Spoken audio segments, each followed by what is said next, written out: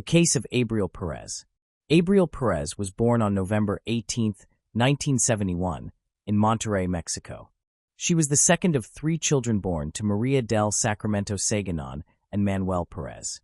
Raised alongside her older brother Javier and younger sister Ana, the family lived modestly but ensured their children received a good education and encouraged them to aspire to a better life. Abriel excelled academically, demonstrating a talent for mathematics and entrepreneurial skills, and dreamed of obtaining a high-quality higher education to secure a well-paying job with opportunities for career advancement. After completing high school, Abriel was admitted to the most prestigious university in Nuevo Leon, where she earned a master's degree in finance and business administration. Upon graduation, she was hired in the sales department of one of the country's largest and fastest-growing companies.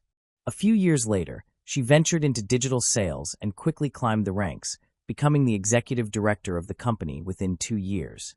Abriel was young, beautiful, successful, ambitious, and steadily moving toward the life she had always envisioned. She built a brilliant career, supported her family, and had numerous plans for the future. However, her personal life remained unsettled, which disappointed her loved ones. Nevertheless, she remained confident she would find true love and live a long, happy life. Little did Abriel know how her marriage to the man she believed perfect would unfold. Abriel met Juan Carlos in the mid-1990s when her career was gaining momentum. They were both ambitious, which created a strong connection between them. He was captivated by her beauty, charm, kindness, and intelligence, while she was drawn to his sharp intellect and determination.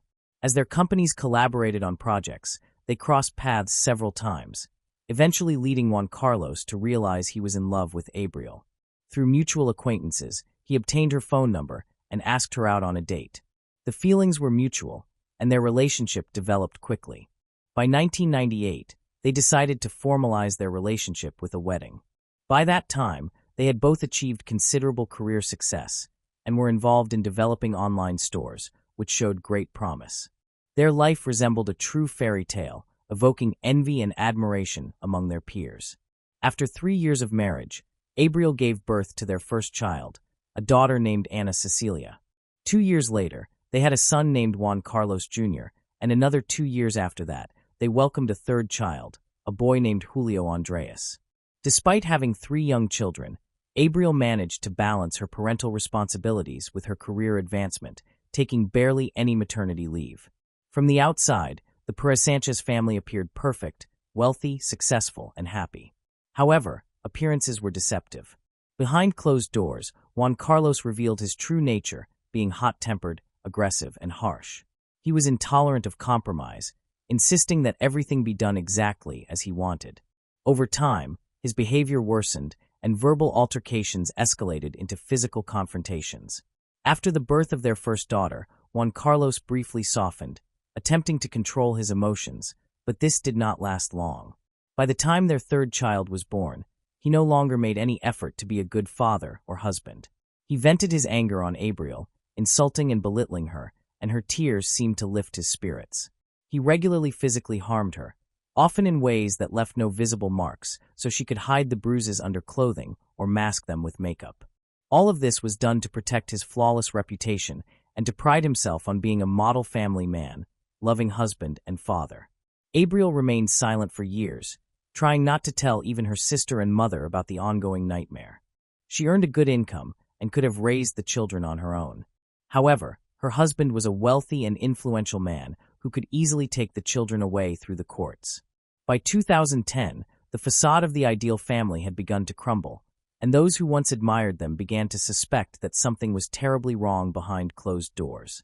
Abriel was not merely subdued but deeply distressed, visibly thin, sleeping poorly, and frequently bearing bruises on her face and body that became increasingly difficult to conceal. In public, Juan Carlos maintained a calm and confident demeanor, pretending that all was well, playing the role of a loving and caring husband, interacting with his wife politely and affectionately. At home, however, he transformed into a monster, making it increasingly dangerous for Abriel to be near him. Despite pleas from loved ones to divorce him, Abriel stubbornly insisted that everything was fine and that she would handle the problems with her husband herself. In 2014, Juan Carlos' career reached its peak when he became the head of a major trading company. making him one of the most influential people in his field. Following this promotion, the family moved to Mexico City, settling in a large house in one of the capital's most prestigious neighborhoods. Their children attended an elite private school, and Abriel genuinely hoped that the move would improve their relationship. Contrary to expectations, the change only led Juan Carlos to continue physically harming and insulting his wife, even in front of their children. He began to accuse her of infidelity without cause, and whenever she attempted to defend herself, he resorted to using his fists. He monitored her phone and emails, forbade her from using social media, and later even hired a private detective to follow her and photograph any men who approached her. Over the next 4 years, Abriel tried every means to save her marriage, despite her husband's behavior becoming utterly unbearable. She lived in a perpetual nightmare that outwardly appeared as a happy and successful union, with many envying her for having a prominent, influential, wealthy, and seemingly caring husband. In 2018, the Sanchez family traveled to Monterrey to celebrate Catholic Christmas with the Perez family. However, Juan Carlos behaved toward his wife as he was accustomed, showing no restraint even in front of her parents, who were horrified by what they witnessed. At that moment, Abriel realized that things could not continue this way and informed her husband that she would file for divorce once they returned to Mexico City. Hearing this, Juan Carlos flew into a rage, grabbing her throat and squeezing so tightly that she nearly lost consciousness. Only her mother, Maria del Sacramento, entering the room and raising the alarm, prevented a tragedy. Upon returning to their home in the capital, Abriel prepared for divorce, moving from the marital bedroom to a small guest room. However, this did not protect her from her tyrannical husband. On the morning of January 4th, while she was still asleep, Juan Carlos entered the bedroom holding a baseball bat, striking her hard on the head and attempting to swing again. Half awake, Abriel barely comprehended what was happening, but managed to slip off the bed just in time, literally saving her life. She began to scream, and the children ran into the room after hearing the noise. The youngest son shielded his mother with his body while the eldest son took the bat from his father. Together, they fled the house and headed to the hospital, where doctors diagnosed Abriel with a serious concussion and a deep laceration above her eyebrow requiring stitches. As soon as his wife and sons left the home, Juan Carlos contacted his lawyer to explain the situation and request assistance in resolving it. He also posted on social media claiming that his wife had betrayed him, was unfaithful, intended to leave him for another man, planned to take their children, and sought to seize all their jointly acquired assets.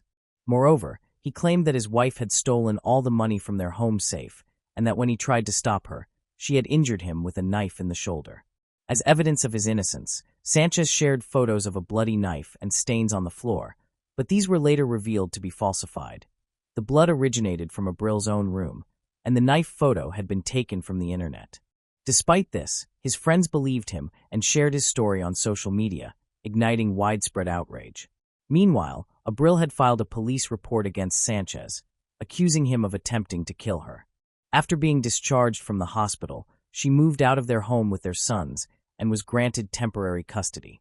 Their adult daughter, who was attending college, also sided with her mother and condemned her father's actions. Sanchez was ordered to pay a small amount of alimony to Abril and their sons, but he objected to the amount.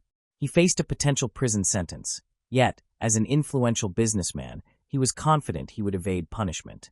Abril returned to her parents' home in Monterrey, where she filed for divorce and began offering online consultations to women in similar situations. She planned to establish a center providing psychological and legal assistance for victims of domestic violence. 8.5 months after the incident, Sanchez was finally arrested and charged with femicide, bodily harm, and attempted murder. He was jailed for over a month, but successfully appealed the pretrial detention decision and was released. During the trial, crucial evidence, including hospital photographs and medical records, was not presented. The judge deemed the testimonies of Abril and her sons insufficient and released Sanchez, stating that his actions did not constitute a direct threat to Abril's life. Abril was shocked and frightened by the verdict, realizing that her ex-husband had leveraged his connections to secure his release. She sent an official letter to the judge expressing fear for her life, but it had no effect. Immediately after being released, Sanchez initiated legal proceedings against Abril for custody of their sons, compelling her to return to Mexico City for court sessions. Abril arrived in Mexico City with her children on November 25th, fearing for their safety after a court session. As they drove to the airport, a motorcyclist stopped at a traffic light, drew a handgun, and fired twice at Abril, who was seated in the front passenger seat. One bullet grazed their younger son, but none of the children suffered serious injuries. Abril was rushed to the hospital, where doctors battled for over 6 hours to save her life. Unfortunately, she died that evening from severe injuries and significant blood loss. Abril's family, convinced that her ex-husband, Juan Carlos, was behind the brutal attack, urged authorities to arrest him. However, law enforcement stated that without identifying the shooter, it was difficult to determine motives, and they could not claim the attack had been orchestrated by Sanchez. The case was not classified as femicide until further investigation, and Juan Carlos remained free. Following Abril's death, her children were placed in the care of their maternal relatives, while their father, Juan Carlos Sanchez, prepared to contest custody in court. Sanchez's soon-to-be ex-wife's sister posted an angry message on social media blaming him for the incident, but her page was quickly blocked and later deleted. Despite this, the family sought to draw public attention to the case. The attack on Abril, occurring on a day dedicated to combating gender-based violence, provoked widespread outrage. People began sharing numerous cases in which men had attempted to kill women but faced no punishment. As a result, the General Prosecutor's Office launched a new investigation into Sanchez and instructed investigators to review the judge's decisions that had allowed his release. The judges involved in Sanchez's case were temporarily suspended and later removed from their positions. Mexican politician and women's rights advocate Claudia Sheinbaum Parro confirmed that Abril's case had been reclassified as femicide and would be reinvestigated. The judges who had released Sanchez could face consequences for Abril's death if his guilt was established. Sanchez posted on social media calling for the perpetrator of his ex-wife's death to be punished to the fullest extent of the law. However, his daughter Ana Cecilia left an angry comment accusing her father of cruelty and shared photos of her mother taken in the hospital after Sanchez had attacked her with a bat. Despite the media attention, Sanchez was initially left free under a restraining order requiring him to check in weekly at a police station. After failing to appear, a warrant was issued for his arrest. He used his resources and connections to flee the country and enter the United States. Mexican authorities contacted Interpol, reporting Sanchez as a fugitive accused of a serious crime, and he was declared wanted worldwide. An investigation was launched to find the hitman who killed Abril. Street camera footage revealed 2 cars following her vehicle as she left the courthouse with her children and lawyer. The motorcyclist who committed the crime was not acting alone, but received instructions from individuals in the cars. It took investigators several months to identify some of the participants, and 2 suspects were finally arrested on March 5, 2020. Surprisingly, they did not resist arrest and began cooperating with authorities in hopes of reducing their sentences. It was confirmed that Sanchez was the mastermind behind the crime, having paid a substantial sum to 7 individuals involved in the act. The first to be caught were the driver of one of the chase cars and the motorcyclist who fired the fatal shots. While in prison, Juan Carlos had hired 2 experienced criminals to serve as his personal bodyguards. After their release, he rehired them to find people to kill Abril, promising each a large sum of money if they succeeded. Once he had assembled a team, Juan Carlos paid them the promised money and gave them detailed instructions about Abril's route and vehicle. The most difficult part was luring Abril to Mexico City, which he achieved by threatening to take her children if she did not appear in court. Abril attended court as planned, but intended to return to Monterrey the same day. Juan Carlos knew this through his connections, but it was not until the end of October 2020 that 3 more people involved in the conspiracy were arrested on suspicion of drug distribution. It was later discovered that they were involved in Abril's murder. All the arrested individuals were part of Juan Maldonado's gang, known as Juan Balto, which had protected Sanchez while he was in prison. Maldonado agreed to assist in killing Abril in exchange for a substantial reward. He was arrested in November 2020 and began cooperating, confirming that Juan Carlos had hired people to kill Abril. With this new evidence, it became clear that Sanchez was both the client and organizer of the crime. His previous assault on Abril with a bat was reclassified as attempted murder, leading the court to issue an arrest warrant for him on charges of femicide. By spring 2021, all participants in the crime had been apprehended except for Sanchez, who remained at large. The weapon used in the murder was also recovered. In total, 9 people from the same criminal group were detained, 7 of whom were directly involved in chasing and shooting Abriel. 5 years after Abriel's death, Sanchez, the mastermind of the crime, is still on the run, and his whereabouts remain unknown. The person who pulled the trigger was sentenced to 52 years in prison, while 2 others involved in the crime received 50-year sentences each. The remaining participants are still under investigation, and their fates have yet to be decided. Moving on to the next case. Case of Augustina Winkelried. Augustina was born on June 6, 2001, in Esperanza. She lived with her large family and, as the youngest of 5 children, received special attention. People described Augustina as friendly, kind, and always smiling.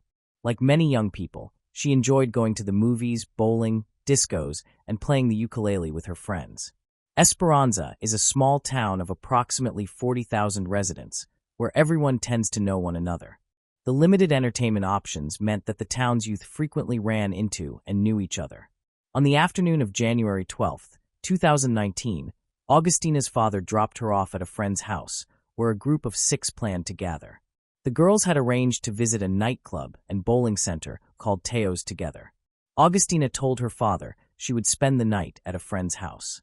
After leaving the club, Augustina sent a message to her boyfriend, Noel, asking him to join her, but he declined, saying he was tired. At the club, Augustina and her friends were enjoying themselves, dancing and listening to the music.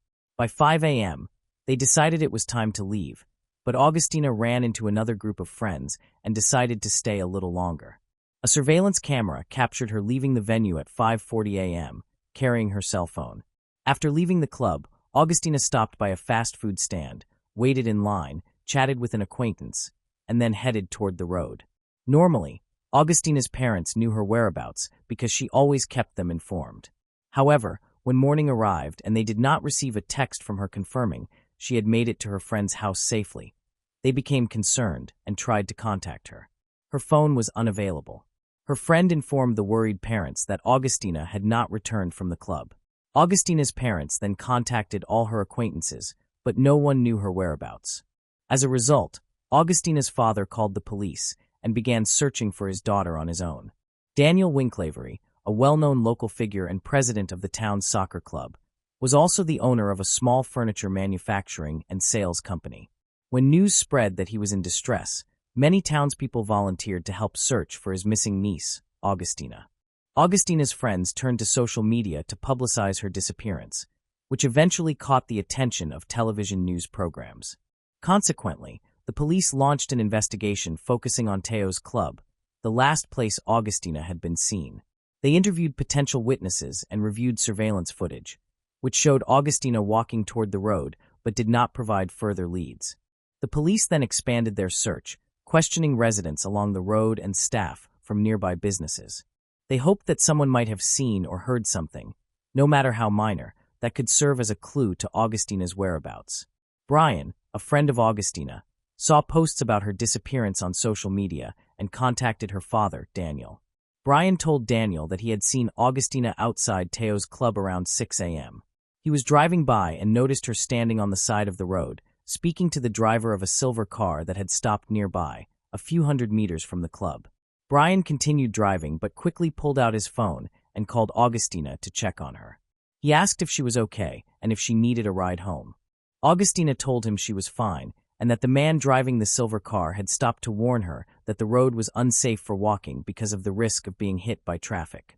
She accepted Brian's offer of a ride, saying she was on her way to a friend's house.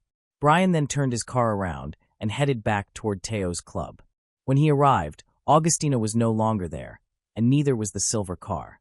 Assuming Augustina had gone with the driver, Brian continued calling her, but she did not answer. Concerned, he drove to the friend's house she had mentioned, but she was not there. He repeatedly checked his phone for updates, hoping to hear from her or see a social media post. After learning about Augustina's disappearance and the discovery of her body, Brian shared crucial information with the police, providing a potential lead on the silver car and its driver. His testimony added vital details to the timeline, helping investigators reconstruct Augustina's final movements. Brian had previously stopped at a nearby gas station, a few hundred meters from where he last saw her, to wait and fill his car. When Augustina did not arrive 15 minutes later, Brian went to look for her but could not find her. His attempts to contact her were unsuccessful, as she did not answer. At the time, he assumed she had gone directly to her friend's house and forgotten about their meeting.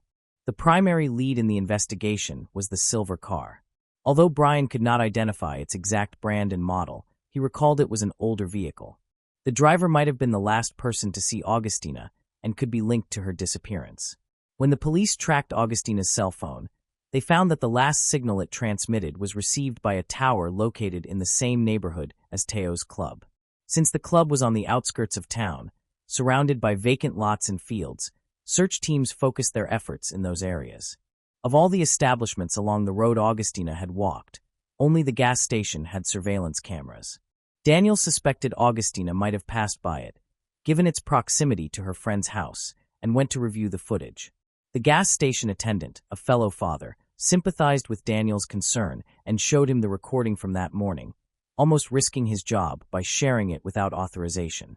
The gas station owner, furious upon discovering this, initially fired the attendant.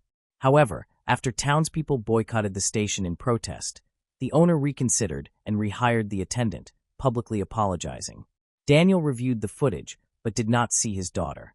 However, it did show the same older silver Renault Brian had described, driving past the gas station around the time Augustina had been walking along the road. Daniel identified the car's owner as 39-year-old Pablo Trianfini, a municipal garbage collector who lived less than a kilometer away. Though he had no prior criminal record, Trianfini had previously caught police attention. In 2017, his ex-wife reported him for domestic abuse, resulting in a court order prohibiting him from contacting her, which he violated later that year and was arrested. Shortly after Daniel viewed the footage, police officers arrived, unaware he had already seen it. They recognized the silver car, but feared a lynching might occur upon learning Daniel had seen it first. Officers rushed to Trianfini's house and found a crowd gathered, shouting, "Where is Augustina?" The crowd dispersed when the police arrived. An onlooker informed the officers that Trianfini was inside. He had peeped out but fled back into the house and bolted the door upon seeing the hostile crowd. Lacking probable cause for unauthorized entry, the officers requested a search warrant. While waiting, they secured the house to prevent Trianfini's escape. Around midnight, an officer chose to inspect the yard and discovered Pablo Trianfini. The police rushed to assist, but it was too late. Trianfini's death implicated him in Agostina's disappearance, yet a search of his house and car produced no evidence. By taking his own life, Trianfini had avoided further trouble and repercussions. As the police were inspecting the house, Trianfini's neighbor approached them and mentioned that Pablo had visited earlier in the day and asked to borrow a shovel, allegedly to dig for some earthworms because he intended to go fishing. About half an hour later, he returned the shovel and said something that the neighbor found very strange. Witnesses observed Trianfini leaving the house several times on Sunday, riding his bicycle while carrying a shovel. This possibly indicated that Augustina was no longer alive. On Monday, January 14, 2019, a search commenced at daybreak with the support of drones and police dogs. At 9:15 a.m., Augustina's partially undressed body was found roughly 500 meters from Teo's club. It had been hidden in a ditch covered with thick vegetation. The forensic examination revealed that Augustina had fought desperately to survive. Her hands bore defensive wounds, and fragments of her attacker's skin were discovered beneath her fingernails. DNA analysis confirmed that the man who attacked Augustina was Pablo Trianfini. Forensics determined the cause of death to be strangulation. The precise circumstances of how Augustina ended up in Pablo Trianfini's car remain unknown. Did he force her inside, or did he simply offer her a ride? We will never know for sure, as the only two individuals who could provide answers are now dead and unable to speak. A detailed search of Trianfini's phone uncovered no evidence suggesting he had any prior connection to Augustina. Hundreds of mourners attended Augustina Vincariad's funeral to pay their respects, whereas, surprisingly, not a single family member of Pablo Trianfini reportedly attended his own funeral, according to Argentine media reports. Moving on to the next case. The case of Alicia Canales McGuire. Alicia Canales McGuire was born on October 29, 1992, in Mount Vernon, Washington, to Manuel and Michelle Canales. Growing up on a farm, she learned the value of hard work and often returned to her family's farm to help. Spending time with loved ones is important to Alicia. She communicates with them frequently. Alicia lives in Bird's View with her husband, Bradley, whom she married in a beach ceremony at Deception Pass in July 2017. Having just married 2 months prior, Alicia was excited about starting her own family. Her sister, Amanda Canales, who has 3 children, was about to go on a business trip to New York and asked Alicia to babysit while she was away. Alicia gladly agreed because she loved her nieces and nephews. Alicia had been caring for her grandchildren with the help of an in-house nanny. When the nanny heard gunshots, she rushed to investigate. She found Alicia dead at the door. The nanny immediately called 911, requesting assistance. When police arrived, they began searching the house to ensure the perpetrator was no longer inside. The officers confirmed that only the nanny and Amanda's children were present. After the children were safely removed from the house, the police began collecting evidence. A car was parked in front of the house near where Alicia was shot, with shell casings nearby, indicating that the shooter had been next to the car, close to the front door. Several bullets were lodged in the door frame, and Alicia's body lay face down outside the door. The crime did not appear to be a robbery, as the house was undisturbed and there were no signs of forced entry. This led police to question who might have wanted to kill Alicia and why. However, police attention shifted when they discovered that the house belonged to Alicia's sister, Amanda. They began considering the possibility of mistaken identity, suspecting that Amanda might have been the intended target. But Amanda was in New York at the time of the shooting. The nanny who was in the house during the shooting was questioned by police. They asked if she had seen the shooter or knew anyone who might have wished to harm Alicia. The nanny reported that she had been upstairs when she heard the gunshots. Upon running downstairs, she found Alicia lying face down and unconscious on the floor. Unfortunately, the nanny did not see the shooter. Alicia's acquaintances told police that she seemed to get along well with her husband, Bradley. However, they provided a crucial clue by mentioning that Alicia's sister, Amanda, was having problems with her ex-husband, Kevin Lewis. After reviewing reports from the local sheriff's office, police discovered that they had previously been called to Amanda and Kevin's address multiple times in connection with domestic disputes. Police found this information particularly noteworthy and decided to investigate further. Before dawn, officers visited Kevin at his home in another part of Everett. When they knocked, Kevin answered the door, appearing as if he had just woken up. During the conversation, the officers asked Kevin if he knew where Amanda was, and he replied that she should be home.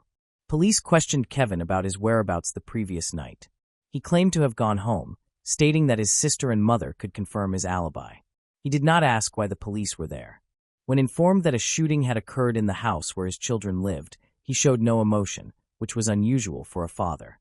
He should have asked whether his children were okay, but he did not. Upon learning that Amanda was away on business, Kevin appeared genuinely surprised, exclaiming, "Really?" and ending the conversation. As they left, the police discovered surveillance cameras at 2 nearby homes that could help corroborate Kevin's account.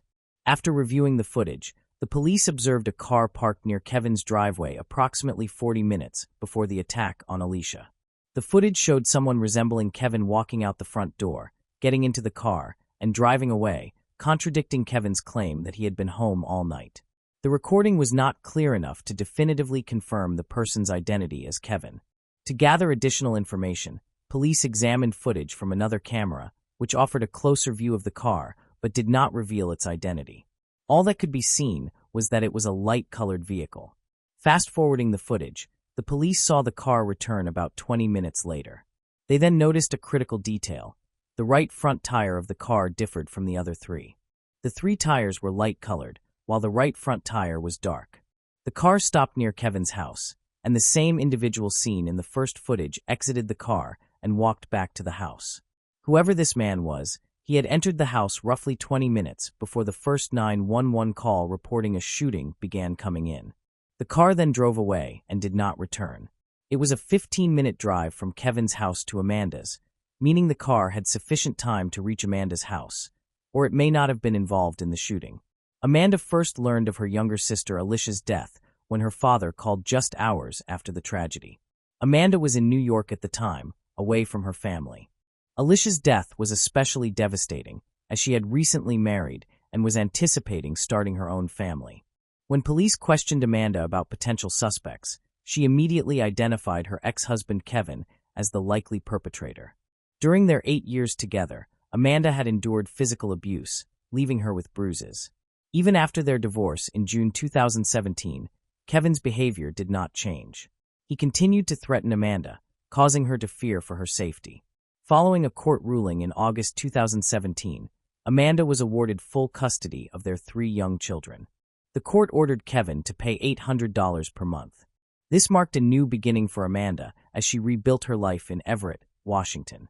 Surrounded by the love and support of her family, Amanda overcame the challenges of being a single mother. Kevin threatened Amanda, claiming he would kill her. As a former soldier, he had been trained.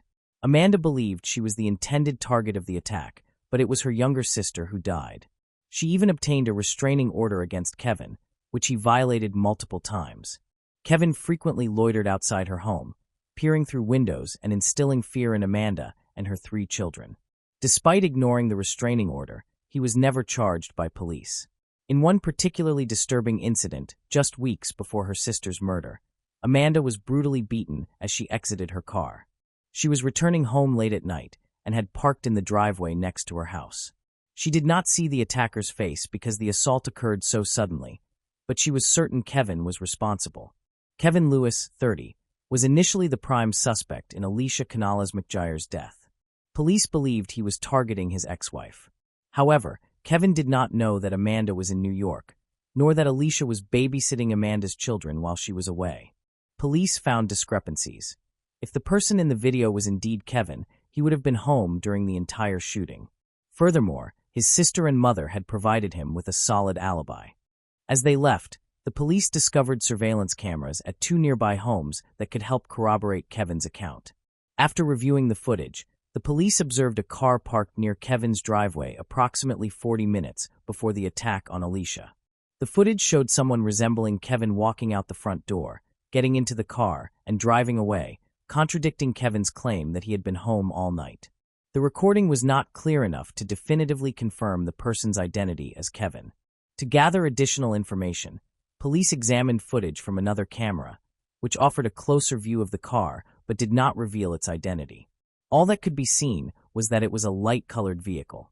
Fast-forwarding the footage, the police saw the car return about 20 minutes later. They then noticed a critical detail.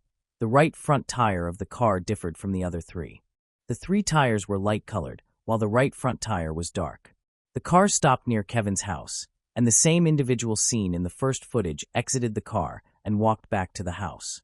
Whoever this man was, he had entered the house roughly 20 minutes before the first 911 call reporting a shooting began coming in. The car then drove away and did not return.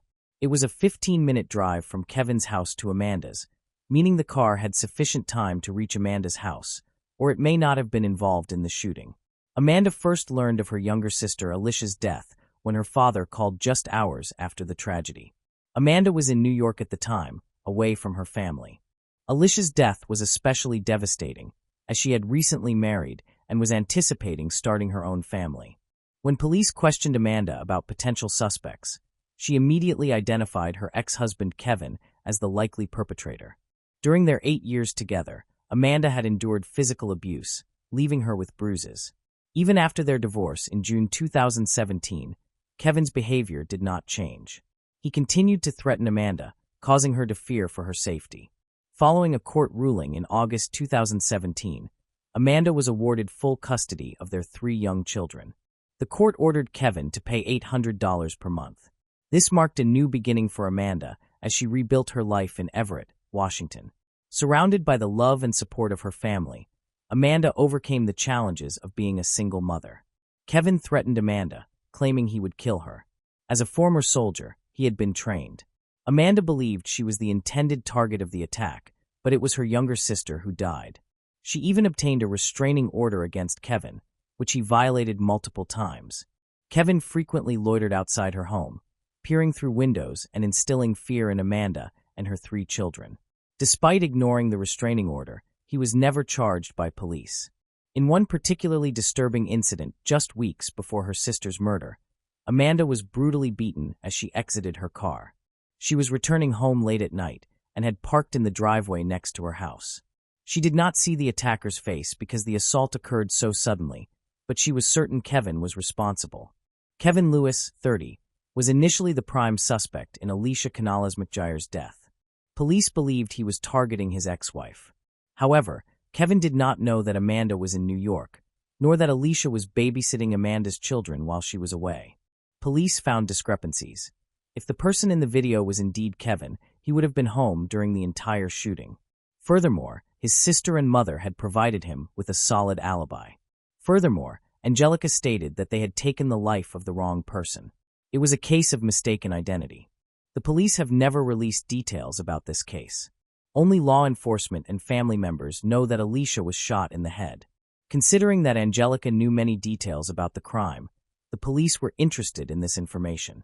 During the search for Angelica, authorities discovered that her real name was Alexis Hale. On her social media profile, they found photos of her holding a 9mm pistol, which could have been the murder weapon. In addition, some videos showed a man in the background, identified as her boyfriend, Jaden Phelps. A video posted by Alexis on the night of Alicia's death shows her filming through the windshield of a car, observing traffic signs. Police were able to pinpoint the exact location of the car, approximately a 10-minute drive from Kevin's house. A few days after Alicia's death, police discovered a video of Jaden boasting about a large sum of money. Further investigation led them to a social media post by Jaden, where they found 5 comments, one of which was from his aunt.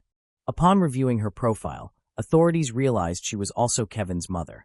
It turned out that Jaden was Kevin's cousin. Police now had sufficient evidence to make an arrest. The first person handcuffed was Alexis Hale. She screamed, claiming the police could not arrest her because she was only 17. She was aware of why she was being arrested and requested a lawyer. Around the same time, police arrested Jaden in another part of town. To build their case, police analyzed phone records from both Jaden and Alexis, revealing a trip from Spokane to Everett that coincided with the shooting. Alexis did not provide any information to the police. Kevin is in prison, serving a 3-year sentence for assaulting Amanda. Therefore, police hoped to obtain information from Jaden. Authorities secured a confession and the name of the person who had hired Alexis and Jaden, Kevin Lewis. To gather further details, the police took Jaden to the crime scene and asked him to describe what happened. Jaden began explaining how Kevin brought him there, showed him where the house was, and then Jaden drove Kevin home. Jaden was then asked to describe what occurred when his girlfriend Alexis knocked on the door. Jaden explained that the door was ajar and Alicia stuck her head out, seeing Alexis walking away. As Alexis departed, Jaden rounded the corner and began shooting. Alicia closed the door, but Jaden opened it again and continued firing. He fired 2 additional shots before Alicia was able to close the door. Jaden then stated that he ran from the crime scene. Kevin Lewis was arrested on charges of aggravated murder, conspiracy to commit murder, and solicitation of murder in connection with the 2017 death of Alicia Canales-McGire, while he was serving time for assaulting his ex-wife, Amanda. The 2 individuals involved in the case were Jaden Phelps and Alexis Hale. Jaden, then 20, pleaded guilty to first-degree intentional homicide in July 2020 and was sentenced to 31 years in prison. Alexis, then 18, also pleaded guilty and received a 15-year sentence. During his trial, Jaden testified that he committed the crime for money and street credibility. Jaden admitted that he used the money Kevin paid him to get tattoos and purchase a pair of Timberland boots and a Ferragamo belt. He stated that Alexis had taken the handgun from a family member, and he split $200 with her. Kevin pleaded not guilty and went to trial later that year. The prosecution argued that Kevin paid Jaden and Alexis $2,400 to harm his ex-wife Amanda, but that a case of mistaken identity led to Alicia's tragic death. Jaden and Alexis claimed that Kevin provided them with the address, and Jaden stated that he did not know the identity of the intended target, only the location. Jaden received the payment after dropping Kevin off at his home. He and his girlfriend Alexis then returned to the indicated location, exited the car, and approached the house, with Jaden stopping near the garage while Alexis knocked on the front door. When Alicia answered, Alexis left, and Jaden continued firing until he ran out of ammunition. He initially fired from his position near the garage, and then moved to the front porch to fire the remaining shots. He aimed the gun at the house, targeting Alicia's neck and head area. Afterward, they drove away but returned briefly, concerned that they might have left a glove at the scene. However, upon seeing a police car, they turned around and left the area, following GPS directions to return to Spokane. The defense argued that Kevin never explicitly instructed Jaden to kill, claiming he only said to get the target off the road. The prosecution countered by noting Kevin's history of violence and threats toward Amanda. In November 2021, Kevin Lewis was convicted of first-degree murder after a 6-week trial, with the jury reaching a verdict in less than 3.5 hours. He was sentenced to life in prison without the possibility of parole in January 2022. As part of his sentence, Kevin was also permanently prohibited from contacting his ex-wife and children. He is currently serving his sentence at Washington State Prison in Walla Walla County. Moving on to the next case. The case of Alicia Ross. A young Canadian woman called Alicia Ross disappeared completely from her own bedroom during the night without leaving any trace. The police were unable to locate either a body or any meaningful evidence, and because of this, the investigation simply stalled. The case could have stayed unresolved if the perpetrator had not eventually surrendered to the authorities. Alicia Ross was born on February 8, 1980, in the Canadian city of Markham, located in the province of Ontario.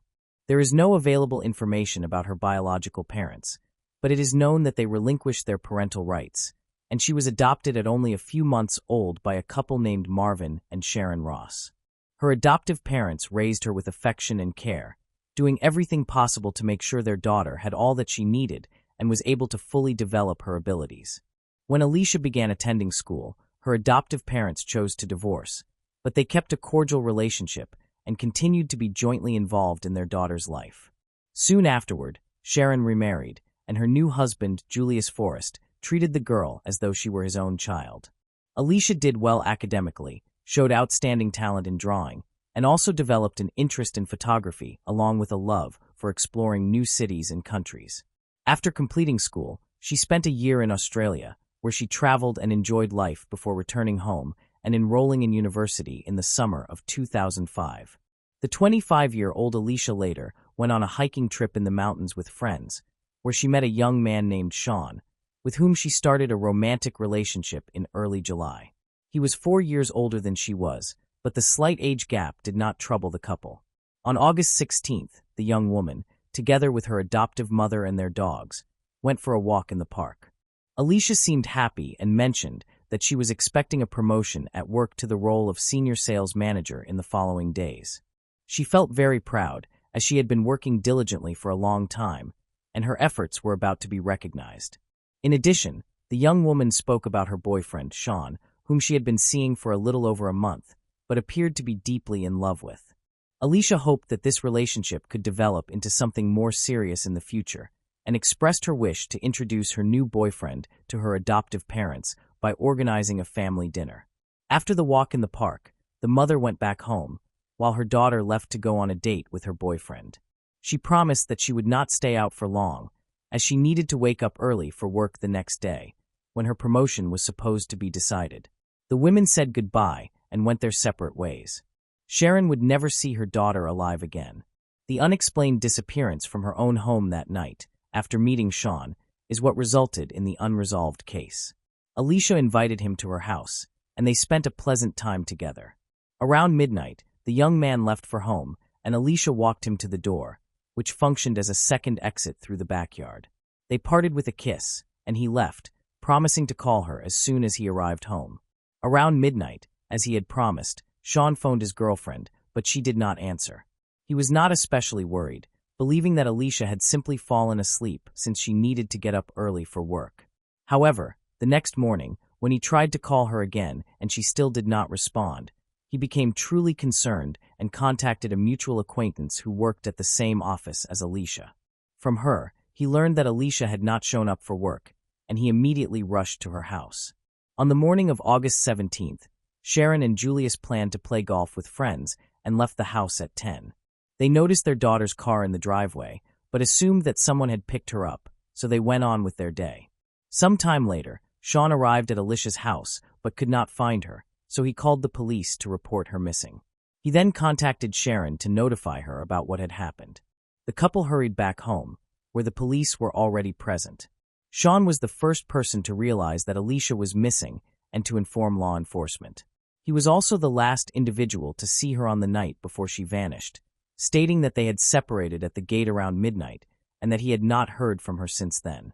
When Sharon and Julius arrived at the house, officers were already on site, examining the area and talking with Sean, who had called them. The young man appeared clearly anxious and upset. When the mother entered Alicia's room, she immediately observed that all of her daughter's personal items, which she never left the house without, were still in their usual places. Her purse, passport, driver's license, keys, mobile phone, along with her bank cards and cash, were all still in the room, indicating that she would not have gone anywhere, especially not without taking them. The gate was open but showed no signs of being forced, suggesting that the missing woman either allowed her abductor inside or willingly left with someone from the yard. In the backyard, police discovered signs of disturbance. The grass and flowers in one section were trampled, as though someone had fallen there. In addition, a pack of cigarettes and the woman's right sandal, which she had been wearing the previous evening, were found on the ground, arranged in a straight line. Neither Alicia nor her parents smoked, so the cigarettes did not belong to them, and Sean stated that he did not smoke that specific brand, leaving the ownership and placement of the cigarettes uncertain. Sean was almost immediately regarded as the main suspect. First, he appeared noticeably nervous, and his explanation seemed somewhat inconsistent and fragmented. Second, he was the first to report his girlfriend's disappearance to the police, even before contacting her parents and confirming that they had not seen her either. This indicated that he clearly knew she was missing. Furthermore, law enforcement discovered biological traces on the woman's bed belonging to both Alicia and Sean. Based on these findings, investigators theorized that Alicia may have refused intimacy with Sean and that he decided to force himself on her. Then, in an attempt to hide his actions, staged her disappearance, which he likely caused by taking her life. When Sean was taken to the police station, questioned, and presented with the investigators' theory, the young man was stunned. He was deeply distressed by being viewed as the main suspect and insisted that he would never hurt his girlfriend because he loved her. He also admitted that they had indeed been intimate that evening, but maintained that it was consensual. The missing woman's parents also had nothing negative to say about Sean. He had not argued with their daughter, had not treated her poorly, and she spoke only positively about him. Their relationship was progressing rapidly and happily, to the point that Alicia even hoped to have a future with him. In addition, the parents emphasized that their daughter had no intentions or reasons to leave. She was eagerly anticipating a promotion at a job she loved, and as a responsible person, she would never simply abandon everything. Even if some unexpected situation had occurred, she would have informed her parents and certainly would not have left without her documents, money, and phone. Police did not have enough evidence or legal grounds to detain Sean, so after questioning him at the station, they released him. Nevertheless, law enforcement did not eliminate him as a suspect and continued to keep the young man under observation. Sean himself appeared despondent and extremely distressed. The large-scale search for the missing woman began the day after her disappearance. At first, a detailed examination of the house and yard was carried out, and investigators carefully searched the surrounding area and interviewed neighbors. However, no one reported hearing or seeing anything unusual that night. Law enforcement believed that the woman disappeared sometime between midnight, when she said goodbye to Sean, and sunrise, a period when streets are typically quiet and empty, making it difficult to find witnesses. Alicia's photographs were printed on flyers and distributed throughout the city, along with phone numbers for anyone who might have information about her whereabouts. The account of the missing woman received widespread coverage in the media and appeared in well-known publications, generating strong public interest and motivating hundreds of volunteers and concerned residents to assist in the search. Police received many calls each day connected to the case, although most of the information proved to be inaccurate or mistaken. Even so, every lead and theory was examined in hopes of uncovering any clues. The search zone was steadily broadened, bringing in more participants. Careful inspections were carried out in abandoned structures, forested regions, and vacant land. Sean also took part actively in the search efforts, despite still being regarded as the main suspect. Feeling unfairly treated, the young man approached the media and gave an important interview in which he expressed his profound love for Alicia and displayed photographs of the two of them appearing very happy together. He tearfully begged for assistance in the search, appearing completely heartbroken by the circumstances. The search for Alicia became one of the largest operations in the history of Ontario. Every hard-to-access ravine and swampy area was thoroughly searched, yet no clues, leads, or even indications of the missing woman's whereabouts were discovered. Her parents also reached out to the public through the media, stating their belief that their daughter was still alive but being held somewhere against her will. They pleaded with whoever had their daughter to allow her to come home safely and to not harm her in any way. Sean's unexpected arrest led police to favor the theory that someone Alicia knew personally had abducted and possibly killed her. This idea was reinforced by the absence of signs of a struggle, no evidence of forced entry, and the gate being left open, but no solid leads were found. The cigarettes discovered on the ground contained only a heavily smudged fingerprint that could not be identified. Investigators carefully reviewed Alicia's contacts and examined all calls and messages on her phone and email, but nothing suspicious was found. On the 6th day of the search, the case was officially classified as a criminal act, despite the lack of evidence. Sean continued to be considered the prime suspect. He lived alone in his own house, located roughly 10 miles from Alicia's home. After realizing that public suspicion had increased following his appearance in the media, he stopped taking part in the search and declined to speak with journalists. Investigators questioned Sean 3 additional times, but his account remained unchanged. He was then offered a polygraph test, which he refused, further convincing police that he was involved in the crime. 2 weeks after the disappearance, Sean was arrested on an unrelated offense. He was taken into custody late at night for driving under the influence and resisting arrest. Speculation arose that he was trying to drown his guilt in alcohol. After Sean's arrest, Alicia's parents gave another interview, stating that they had not known the young man personally and were only familiar with him through what their daughter had told them. They believed she had been happy, but now considered that their daughter might have concealed certain details to avoid worrying them, even though she had planned to introduce her boyfriend to her family soon.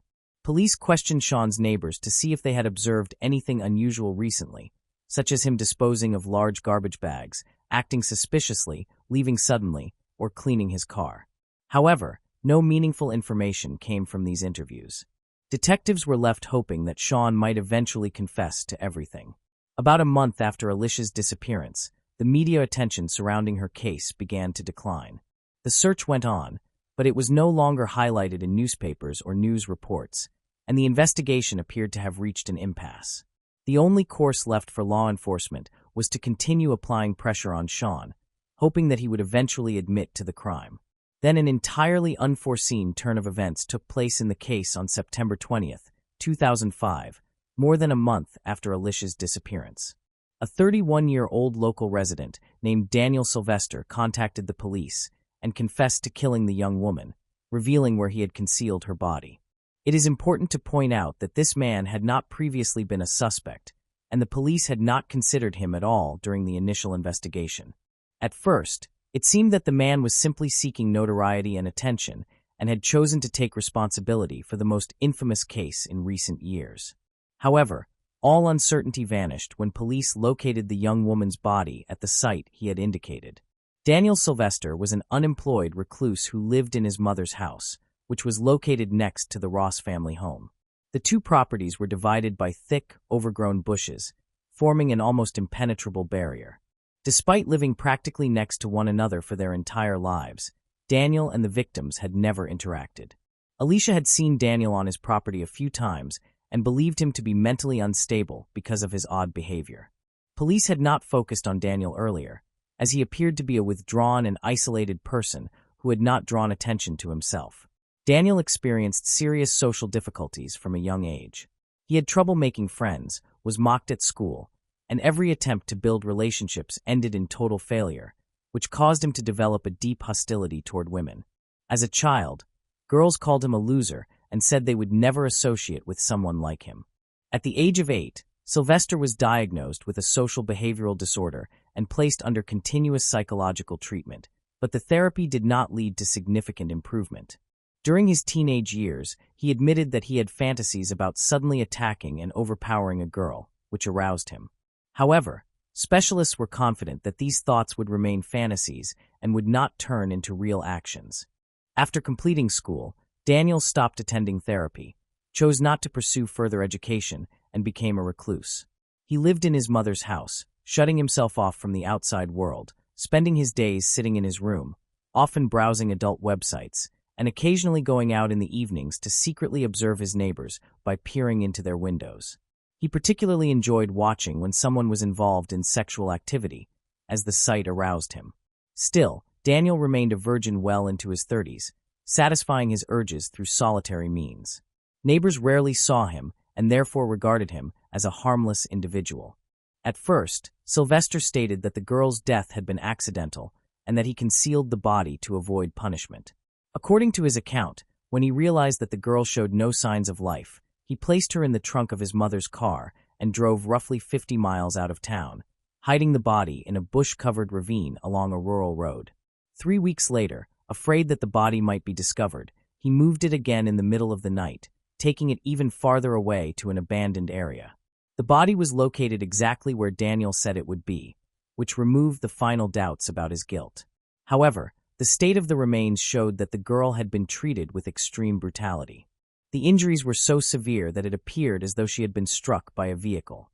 An autopsy revealed that Alicia had nearly all of her ribs broken, along with her neck and both arms, and had also suffered extensive closed head trauma accompanied by internal bleeding. The precise cause of death could not be established, but at least 3 of the injuries were incompatible with life. Forensic specialists were shocked, as they had never encountered injuries of this nature before. It was necessary to clarify the circumstances and the sequence of events on that tragic evening in order to determine exactly how the girl sustained her injuries. The offender initially claimed that he had argued with his neighbor on a shrub-covered path between their homes. During the verbal dispute, the neighbor called him a loser, which enraged him, and he struck her on the head. When she fell, he kicked her several times in the chest. Realizing that she was not breathing, he decided to hide the body and later moved it again when the search area expanded. However, there were gaps and missing specifics in his story that did not align. It was unclear why Daniel was at his neighbor's house at night, why the argument began, and what provoked such a savage beating. The evidence found at the scene was arranged in a straight line, making it difficult to reconstruct the complete chain of events. The investigation determined that Sylvester had gone out to watch his neighbors. He noticed that Alicia's boyfriend had come over, and he moved closer to their house while the couple was being intimate. He observed them through a window, then retreated to the bushes, but did not leave. As midnight approached, the couple went outside and kissed by the gate, just a few feet away from the watching neighbor. When Sean departed, the girl returned to the yard and noticed Daniel. She became extremely angry, realizing that he had been spying on her and her boyfriend the entire time. She began shouting at him, calling him a pervert and ordering him to leave immediately. Finally, Alicia called him a loser, which triggered Sylvester, as that was the same word girls had used to describe him during his childhood. Consumed by rage, Sylvester struck the girl violently on the head and knocked her to the ground. She attempted to fight back and grabbed her attacker's hair, but he began choking her. When his grip loosened, Daniel quickly stood up and started kicking Alicia while she lay on the ground, mainly hitting her chest, back, neck, and head. Forensic experts later counted 33 fractures on the victim's body along with massive internal bleeding. When the man realized that his neighbor was dead, he moved her body into his garage, undressed her, and then masturbated to release tension, according to his testimony. The examination confirmed that Sylvester had not violated the body. He then placed the corpse into the trunk of his mother's car and transported it to a remote location outside the city. After returning home, the criminal took a shower, changed his clothes, and acted as though nothing had occurred. His clothing, the victim's possessions, and the towels he used to clean the crime scene were packed into trash bags and discarded. The trial and sentencing process began only in April 2007, at which point new details were revealed publicly. The defendant admitted that he had taken his neighbor's life, but he and his attorney insisted that it had been unintentional. The defense requested a psychiatric evaluation, claiming that Daniel was mentally ill and should not be held responsible for his actions, and suggesting that he receive treatment in a clinic rather than be sent to prison. However, the prosecution argued that despite his mental illness and problems with anger control, Sylvester acted with full awareness of the consequences of his actions. He kicked the girl mercilessly with all his strength, knowing that this would most likely result in her death. Nonetheless, the court ordered a psychiatric assessment, which confirmed that the defendant could indeed be considered fully accountable for his actions. As for the items discovered in the backyard, Daniel never admitted to having placed them there in a straight line. On May 7, 2007, the defendant was convicted of a second-degree crime and sentenced to life imprisonment with the possibility of parole after 16 years. 1 year later, Canadian singer-songwriter Kathleen Edwards wrote a song titled Alicia Ross, which depicted the events from the young woman's point of view during the final moments of her life. Moving on to the next case. The case of Anel Baez Alvarez. Anel Baez Alvarez was born on March 17, 1998, in Guayaquil, Sinaloa, Mexico. She was raised in a family with her father, Ade Alvarez, her mother, Hugo Beza, her brother Omar, and her sister Aiden. During her childhood, Anel developed normally and did not experience any serious difficulties. Although she was initially a shy child, over time she became confident and charismatic, always striving to please the people around her. Anel's father worked as a tailor, and the family lived a comfortable, close-knit, and happy life. However, everything changed when Anel's mother was diagnosed with cancer in the early 2010s. The entire family cared for her throughout her challenging treatment. After his wife passed away, the family was deeply wounded, but they did not give up and continued supporting one another through their grief. This loss brought Anil and Aiden closer, and they shared everything with each other. During these hard times, Anil kept a cheerful and friendly attitude. When she entered high school, she became an exemplary daughter, managed household chores very well, consistently looked after her younger sister, and earned good grades at school. One of her hobbies was cooking meals for her family. Anil overcame her shyness and became one of the most popular girls at school. She formed a band and became the lead singer, developing a passion for love songs, especially the ballad Amore Eterno. Around this time, Anil also met her best friend, at least for a period. Her name was Arund Elizabeth Gutierrez. They became an inseparable duo, admired by everyone around them and regarded as the most popular girls at school. Anil and Arund expressed their friendship openly on social media. On October 14, 2012, Anil posted a photo with Arund, expressing her happiness about their friendship. She thanked God for allowing her to be close to Arund and even considered her a sister. However, as time went on, the relationship between Anil and Arund began to change. Despite being the same age, Anil and Arund had completely different personalities. Anil was a kind girl who enjoyed listening to love psalms and spending time with her family. Meanwhile, Arund lived in a dysfunctional family environment and became increasingly involved in urban youth culture, commonly referred to as Buado in Mexico. Arund regularly attended musical events, such as the Caliber 50 concert at the closing ceremony of the Carnival in Guayaquil in 2014. Arund also held strong political opinions, having shared on social media that she attended a march in support of Joaquin Guzman Lora, also known as El Chapo. It is important to note that Arund frequently shared her views online, unlike her friend Anil. Over time, the distance between Anil and Arund increased. In 2014, Anil and Nirund both attended the Guayaquil High School of the Autonomous University of Sinaloa, but they no longer interacted as closely as they once had. Instead, each formed their own new circle of friends. Anil became close to friends such as Melissa, Kareem, Manuel, and Maria Jose, who shared a similar lifestyle.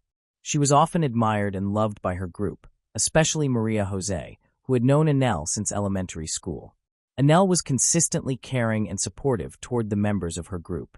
She was also known for being polite and well-organized. In contrast, Arund began to display a very different personality on social media. She posted negative and disturbing content on her page, some of which was deeply alarming. Several posts appeared threatening and initially did not make sense. This caused concern and suggested that Arund might have serious mental health problems. Arund's posts continued and became increasingly suspicious. On March 3rd, Arund shared another message stating, "Maybe not now and not tomorrow, but soon. I assure you, I will not tell her anything then, but know that I have destroyed you mentally." Arund's final post was dated March 16th, in which she wrote, "This really makes me desperate." However, No one knew who those threats were meant for. Rumors started circulating around the school that Arund was angry with a former friend named Anel because they were no longer close. Some people even claimed that Arund was jealous of her former friend because everyone liked Anel. Nevertheless, Anel paid no attention to what Arund posted on social media. She celebrated her birthday with a large party, and everything in her life appeared to be going well. But everything changed on March 19th, when Anel did not pick up her youngest sister, as she usually did. Hugo, Anel's father, received a call from the school informing him that his youngest daughter had not been picked up by Anel as usual. At first, he was not overly concerned and assumed that Anel might have overslept or gone out with friends after school. But when he decided to call Anel to make sure everything was fine, there was no answer. Hugo thought that Anel might still be sleeping after picking up her sister. He tried to contact Anel again, but once more received no response. Despite calling repeatedly, she did not answer, and Hugo's worry began to grow. Hugo decided to return home to the Los Fuentes area. When he arrived, he found the front door wide open. Upon entering the living room, Hugo noticed that some furniture had been moved, which made him suspect that a robbery had occurred. He called out Anel's name and searched the house frantically for her, but there was no reply. Hugo eventually went to Anel's room and tried to open the door, only to find it locked, which increased his concern. Hugo knocked on the door several times, but Anel did not respond. So he forced the door open and went inside. What he saw left him devastated. Lying on the floor was Anel's lifeless body. He immediately called the police, who arrived at the scene quickly. When officers entered the house, they found Hugo and his 10-year-old daughter sitting upstairs, overcome with grief. The police followed Hugo to the room where they discovered the body of his 16-year-old daughter, Anel. They observed that Anel's body had numerous wounds, and there was blood on the floor. It appeared that the attacker had attempted to clean up the blood, but was unsuccessful.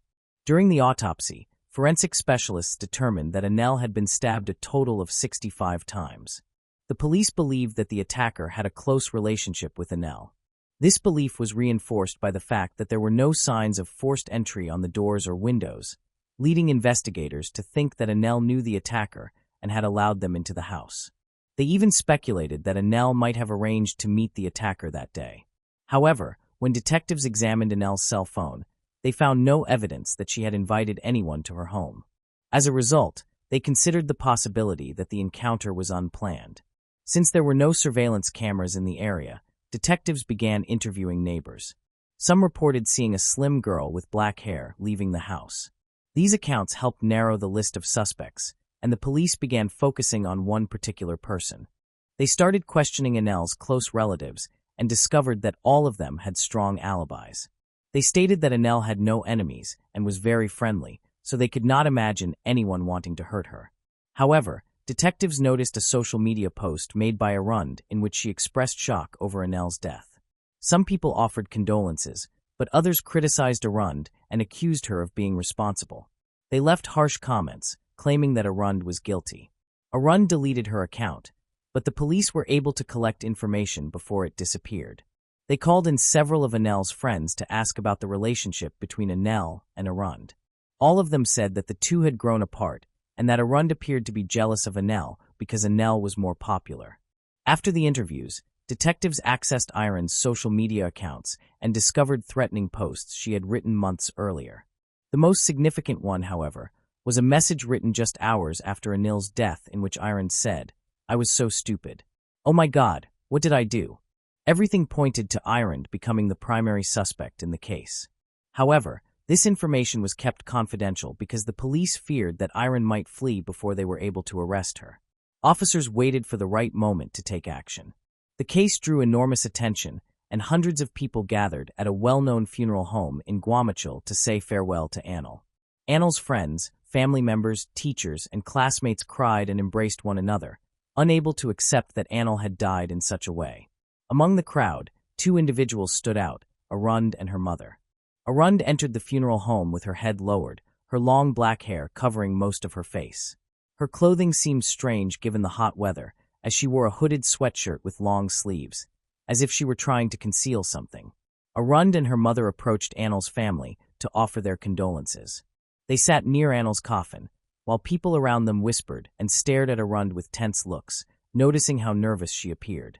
The police then approached Arund and asked her to accompany them to the police station. Arund did not resist and went with the officers.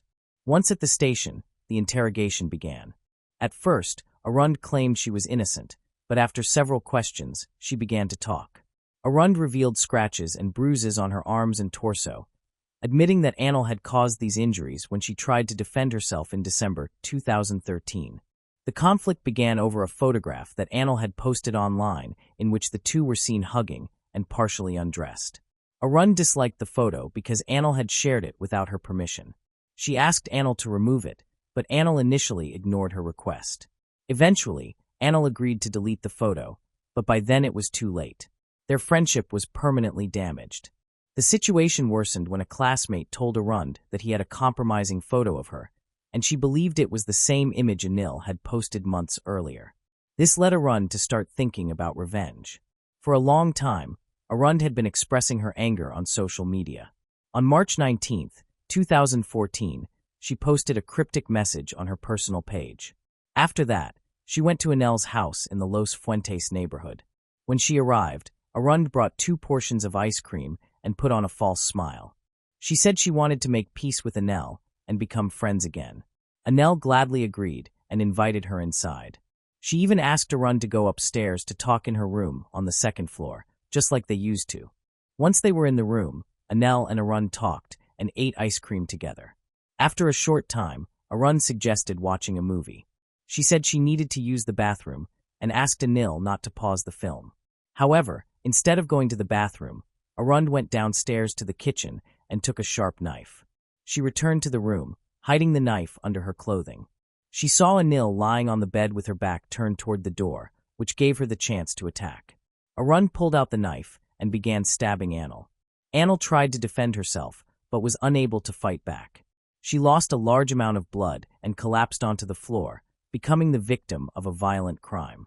Arund grew anxious, knowing she had to act fast before Anil's family came home. She attempted to clean all the blood from the house. Although she used every cloth she could find, there was simply too much blood, and she was only able to clean part of it. She eventually went to the bathroom to wash her hands, and then took Anil's clothes from the closet and put them on. Arund then shut the bathroom door and left Anil's body inside. She exited the house, leaving the front door partially open. Arund's version of events angered Anil's relatives greatly because they believed it was false. According to them, Arund's portrayal of Anil was completely inaccurate. Additionally, Anil's friends insisted that they had never seen the photograph mentioned in the account.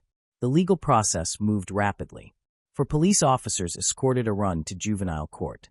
After a hearing lasting an hour and a half, Arund was found guilty. Even though she had carried out a planned act and the killing was intentional, because she was only 16 years old under Mexican juvenile law, Arund was sentenced to 7 years in prison. She was transferred to a juvenile detention facility. The victim's family believed justice had been done, but they were mistaken. The defense filed an appeal, arguing that the trial had been held in the wrong jurisdiction. A higher court ordered the case to be reopened. Despite the fast-track process, the verdict was not reversed. This outcome sparked widespread public outrage. Hundreds of people shared images on social media with signs demanding justice for Anil. Several surveys were conducted with more than 5 million participants, and most believed that Iron's sentence was unjust. They hoped she would receive a much longer prison term. However, after the retrial, she was once again sentenced to only 7 years in prison. Hugo spoke to journalists and expressed his dissatisfaction. Although he was relieved that the sentence had not been overturned, he felt that Arund's age should not have exempted her from a longer sentence. Hugo hoped she would at least serve the full term. That did not happen either. On July 6, 2016, Arund's sentence was reduced to 5 years in prison. At the same time, the court ruled that if she showed good behavior, she could be released even earlier. This decision drew dozens of journalists who photographed her, forcing state police to shut the courthouse gates. The case became one of the most high-profile in the country. Hugo was not informed about this hearing, which made him extremely upset. Matters worsened when, on September 23, 2017, another hearing was held to assess Iron's conduct under reforms to the Federal Juvenile Justice Act. As a result, she was released after serving only 3.5 years. When Hugo left the courthouse, he was deeply dissatisfied and felt he had witnessed a grave injustice. He expressed profound regret that legislative reforms appeared to favor offenders over victims, and this seemed to mark the tragic end of the story. Moving on to the next case. Ardith Wood. Ardith Wood, a striking 27-year-old, was not only beautiful but also remarkably intelligent. She was pursuing a doctoral degree in philosophy at Waterloo University while simultaneously working as an editor for a philosophy journal. Ardith's dream of becoming a professor was on the verge of coming true. The summer of 2003 arrived. Ardith chose to spend her vacation visiting her family in Ottawa, Canada. She enjoyed a wonderful time with her loved ones, taking walks together and cooking at home. On the morning of August 6th, the young woman went for a run. Upon returning, her thoughtful parents were already waiting with a delicious breakfast dessert. It was a warm and sunny day, so Ardith decided to go for a bike ride. Her brother kindly lent her his bicycle. The girl promised to return in a couple of hours. That day, her mother had planned to go shopping before lunch, awaiting her daughter's return from the ride. Ardith loved cycling along the picturesque trail through the forest, past the river and cliffs. This route was popular among local cyclists. It was usually peaceful and safe, but not this time. The 27-year-old Ardith never came home. Her mother grew worried, and then a heavy downpour began. She realized her daughter would not be riding in such weather, but as time passed, Ardith still had not returned. The family set out to search, assuming she might have fallen off her bike and needed help. The bike paths wound throughout the city, and they did not know which direction Ardith had taken, so her relatives searched everywhere. Their efforts proved fruitless, and when night fell, they went to the police. Due to the severe weather, the search was postponed until morning. The following day brought no news of Ardith. One of the largest search operations in Ottawa's history commenced, involving rescuers, police officers, dog handlers with their canines and helicopters. In total, approximately 1,000 people participated, including numerous volunteers. Ardith's family actively joined the search, posting flyers with her photo throughout the city. However, the first few days produced no progress. The police then appealed to the public for assistance. Soon, a call came from a local resident. She reported that on the day of Ardith's disappearance, she had been in the forest on the bike path and noticed a suspicious man with a bicycle there. The witness described him as a young man with a pleasant appearance, well-dressed, but acting extremely suspiciously. His behavior was frightening. It was revealed that the stranger had attempted to push the girl off her bike and drag her into the bushes. Fortunately, other people appeared on the trail, causing the perpetrator to fall behind, and she managed to escape quickly. After this incident, she no longer felt safe walking alone and stopped cycling alone. According to the girl, the event took place in an area called Green Creek. She suggested that the stranger might have attacked Ardith as well. The eyewitness was invited to the police station to help create a composite sketch. She described the suspect as a young man, approximately 20 to 30 years old, light-skinned, dark-haired with a beard and glasses, pleasant-looking, and athletically built. The sketch was shown to Ardith's family, but they did not recognize anyone familiar to the missing woman. Many men at the time wore similar glasses and beards, so suspicion could have fallen on anyone. The investigators decided not to release the portrait to the media, fearing a flood of false tips. The police continuously appealed to local residents for help, showing Ardith's photo. Law enforcement was confident that such a bright, beautiful girl with a memorable appearance could not have gone unnoticed. Someone must have seen her and could provide a lead. This assumption proved correct. A 16-year-old girl named Laura called the police. She reported that on the day of the disappearance, while riding her bicycle past the trail, she saw Ardith sitting on a rock, seemingly resting. When Laura rode further, she heard a scream. Turning around, the girl saw Ardith arguing with a man. Laura did not know what to think. Perhaps it was just a lover's quarrel. Ardith was not calling for help, and then she went into the woods with the man. Laura wanted to find out what was happening, but she became frightened. Seeing the approaching storm, the 16-year-old witness hurried home. As she was leaving, she thought she heard someone screaming. The police invited Laura to the station to view the composite sketch of the stranger. She recognized him. According to her, the incident occurred around 1 p.m. in the same location, Green Creek. Later, the police received several additional calls from girls who had encountered this unsettling man on the trail. He attacked them, but the victims were fortunate enough to escape. One woman's call was particularly notable. She recounted how an attractive stranger had approached her during a walk. They engaged in a pleasant conversation, but suddenly his behavior changed drastically. The man began grabbing her, but the woman managed to push him away with her bicycle and flee quickly, not even looking back for fear he would pursue her. After reaching home, she told her family about the incident and warned them to avoid that area.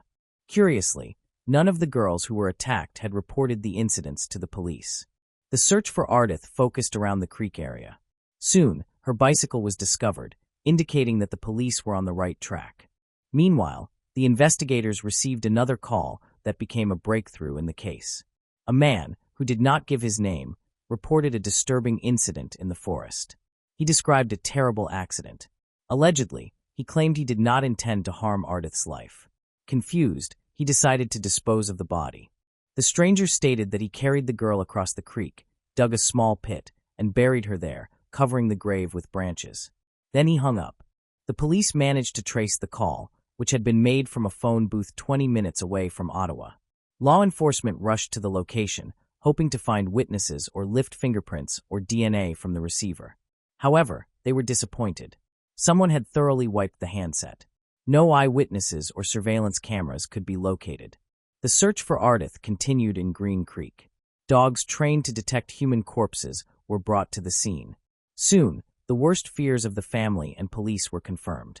With the help of the dogs, they located the missing woman's grave, situated between two trees in a quiet, scenic spot. Approaching, the detective saw the half-buried naked body of the girl. It was likely that the criminal had been startled by someone, which explained why he had buried the victim so carelessly. Criminologists began examining the crime scene, but unfortunately found no evidence, no fingerprints or DNA. The medical examiner confirmed the identity as Ardith Wood. She had suffered a horrific, agonizing death that did not resemble an accident, contrary to what the stranger had claimed in his conversation with the police.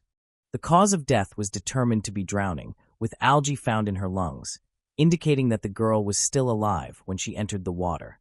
Although the body was discovered naked, medical examiners found no conclusive signs of sexual assault, though they did not rule it out. The police believed the crime was sexually motivated. In their view, the stranger targeted girls in isolated areas for this purpose. Otherwise, what else could have driven him? Detectives urgently needed to apprehend the criminal to prevent further victims. They were convinced he had attacked several girls and had already killed one. How far could the maniac go? The police decided to release a composite sketch of the suspect to the media, requesting the public's assistance in identifying him. Investigators received approximately 4,000 calls with potential leads and began processing them, which required a significant amount of time. On September 10th, the police released critical information about the suspect. It was revealed that the girls who had seen the stranger in the forest had noticed a specific detail. He had an eagle tattoo on his left shoulder. This proved to be a crucial lead that could aid in locating the criminal. The media published a sketch of the tattoo, prompting several calls to the police. People reported knowing individuals with bird tattoos on their faces, necks, or backs. However, this information ultimately led nowhere. In April 2004, while reviewing another batch of calls, investigators discovered an important clue. A man claimed he knew the killer. He lived in the area and had been riding a bicycle near Green Creek around the time of the crime. The detectives found this information intriguing and invited the specified individual in for questioning. When the man arrived at the police station, the investigators were astonished. He matched the criminal's description in both appearance and age. During the conversation, the young man appeared noticeably nervous. He claimed he frequently rode his bike along that trail, not understanding why this was an issue. When the police asked him to show his shoulder, an eagle tattoo was revealed. It was discovered that the man had a prior record with the law. He became the prime suspect. The interrogation lasted 3 hours. Throughout the session, the suspect answered questions defiantly and aggressively, remarking about himself, "I'm like a scorpion under a rock. You never know what I'm going to do." The man had no alibi and could not account for his whereabouts on the day of Ardith's disappearance. Nevertheless, he denied any involvement in her murder. There was insufficient evidence to charge him, so the suspect was released but remained under surveillance. A few weeks later, he was summoned for questioning again. By then, the detectives had gathered substantial information and prepared their questions carefully. They also suggested he undergo a polygraph test. The suspect agreed and passed all tests without difficulty. The police were incredulous but had no choice but to release him, having removed all suspicion. The investigation had reached a dead end. The Ottawa police announced a $50,000 reward for any information that could assist in solving the case, marking the largest amount law enforcement had ever offered under similar circumstances. Soon, around 5,000 calls with leads came in, which the police began reviewing. One set of information mentioned the name Christopher Myers, which drew the investigators' attention. It was revealed that he had previous convictions for selling prohibited substances. Colleagues described 25-year-old Chris as quiet, non-confrontational, and inconspicuous, working as a janitor. His face closely resembled the composite sketch of the suspect. Moreover, he had the same style of beard. The police were hopeful, believing they might have finally identified the right man. However, it emerged that Christopher had an alibi for the day of Ardith's disappearance. The landlady of his rented apartment stated that on August 6, 2003, he was at home in the morning and then went to work at a restaurant. This surprised the police, as a year had already passed. How could the woman recall the details of that day so clearly? Another complication arose. Christopher did not have an eagle tattoo on his shoulder. Although witnesses insisted they had seen it, perhaps it had been removed. The detectives remained convinced that he was the person they were seeking and needed to prove it. A few weeks later, another similar attack took place.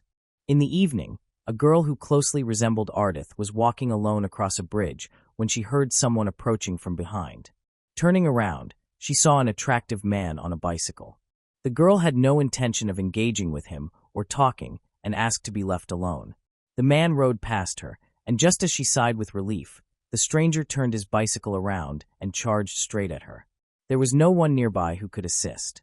The attacker jumped off his bike and forcibly dragged the victim into the bushes. The girl screamed loudly, which appeared to frighten the assailant. He fled. The victim reported the incident to the police, and other investigators took over the case. Initially, everyone assumed it was an attempted robbery, and the detectives investigating Ardith's disappearance learned of the incident much later. In May, another attack occurred, this time on a tall blonde woman similar in appearance to the missing girl. She was returning late from a party when a stranger approached her and attempted to start a conversation. She asked to be left alone. Then he claimed he was lost and asked for directions. The girl explained where he should go, and he left. She breathed a sigh of relief, but just 10 minutes later, he attacked her from the bushes. The assailant aggressively began strangling her, twisting her neck. At that moment, the girl feared it was the end, but she continued to resist, screaming, hitting him, and biting. Her cries drew the attention of nearby residents, who came out to see what was happening. This frightened the criminal, and he fled, but in his haste, he made a critical mistake. He dropped his phone. Investigators determined that the mobile phone belonged to Christopher Myers, who was already a suspect in Ardith's murder case. The pieces of the puzzle began to fit together. Chris had committed all of the similar crimes. He targeted girls with similar appearances, blondes, and attacked them. Christopher was brought in for questioning, but was not quick to confess to the murder.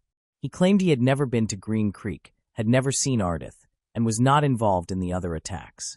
Chris mentioned mental health issues and uncontrollable aggression, but insisted he had never physically harmed anyone. Detectives noticed his crooked teeth and persuaded him to take a polygraph test. The test lasted 5 hours, and Chris failed it completely. Nevertheless, he continued to insist on his innocence, claiming the polygraph was faulty. Because the lie detector results were not admissible as evidence, the suspect had to be released. Over the next 5 months, detectives gathered evidence against him, interrogating everyone who knew Christopher, relatives, friends, colleagues, and his ex-girlfriend. It emerged that Christopher had been born into a dysfunctional family of alcoholics. His difficult childhood was accompanied by the development of various mental disorders, including attention deficit disorder and schizoid disorder. Chris was taken from his birth family and adopted by another couple. His adoptive parents treated him with love, but he was uncontrollable. Unable to manage his behavior, they returned him to the orphanage when he was 12. As he grew older, he appeared to become an ordinary, normal young man. Christopher graduated from school, attended university, socialized with friends, and lived in a dormitory. However, his roommate considered him abnormal, as he told disturbing stories that frightened her. Eventually, she forced him out of the room. Chris's ex-girlfriend revealed that he loved cycling along Ottawa's trails and was captivated by the scenic views.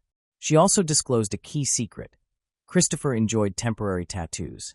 For a time, he had an eagle tattoo on his shoulder. The woman was shown a sketch of the tattoo and confirmed that he had had the same image on his left shoulder. Christopher was summoned for questioning on October 13, 2005. He was placed in a very cramped interrogation room, where burly officers positioned their chairs extremely close to him, exerting significant psychological pressure. The investigators began with simple words. "We know everything about you, Chris. We know it was you who killed Ardith." Christopher initially responded evasively. 3 hours later, he began giving testimony. Confused and inconsistent, Chris admitted that he had been in Green Creek that day and had encountered Ardith. Struck by her beauty, he said he decided to approach her.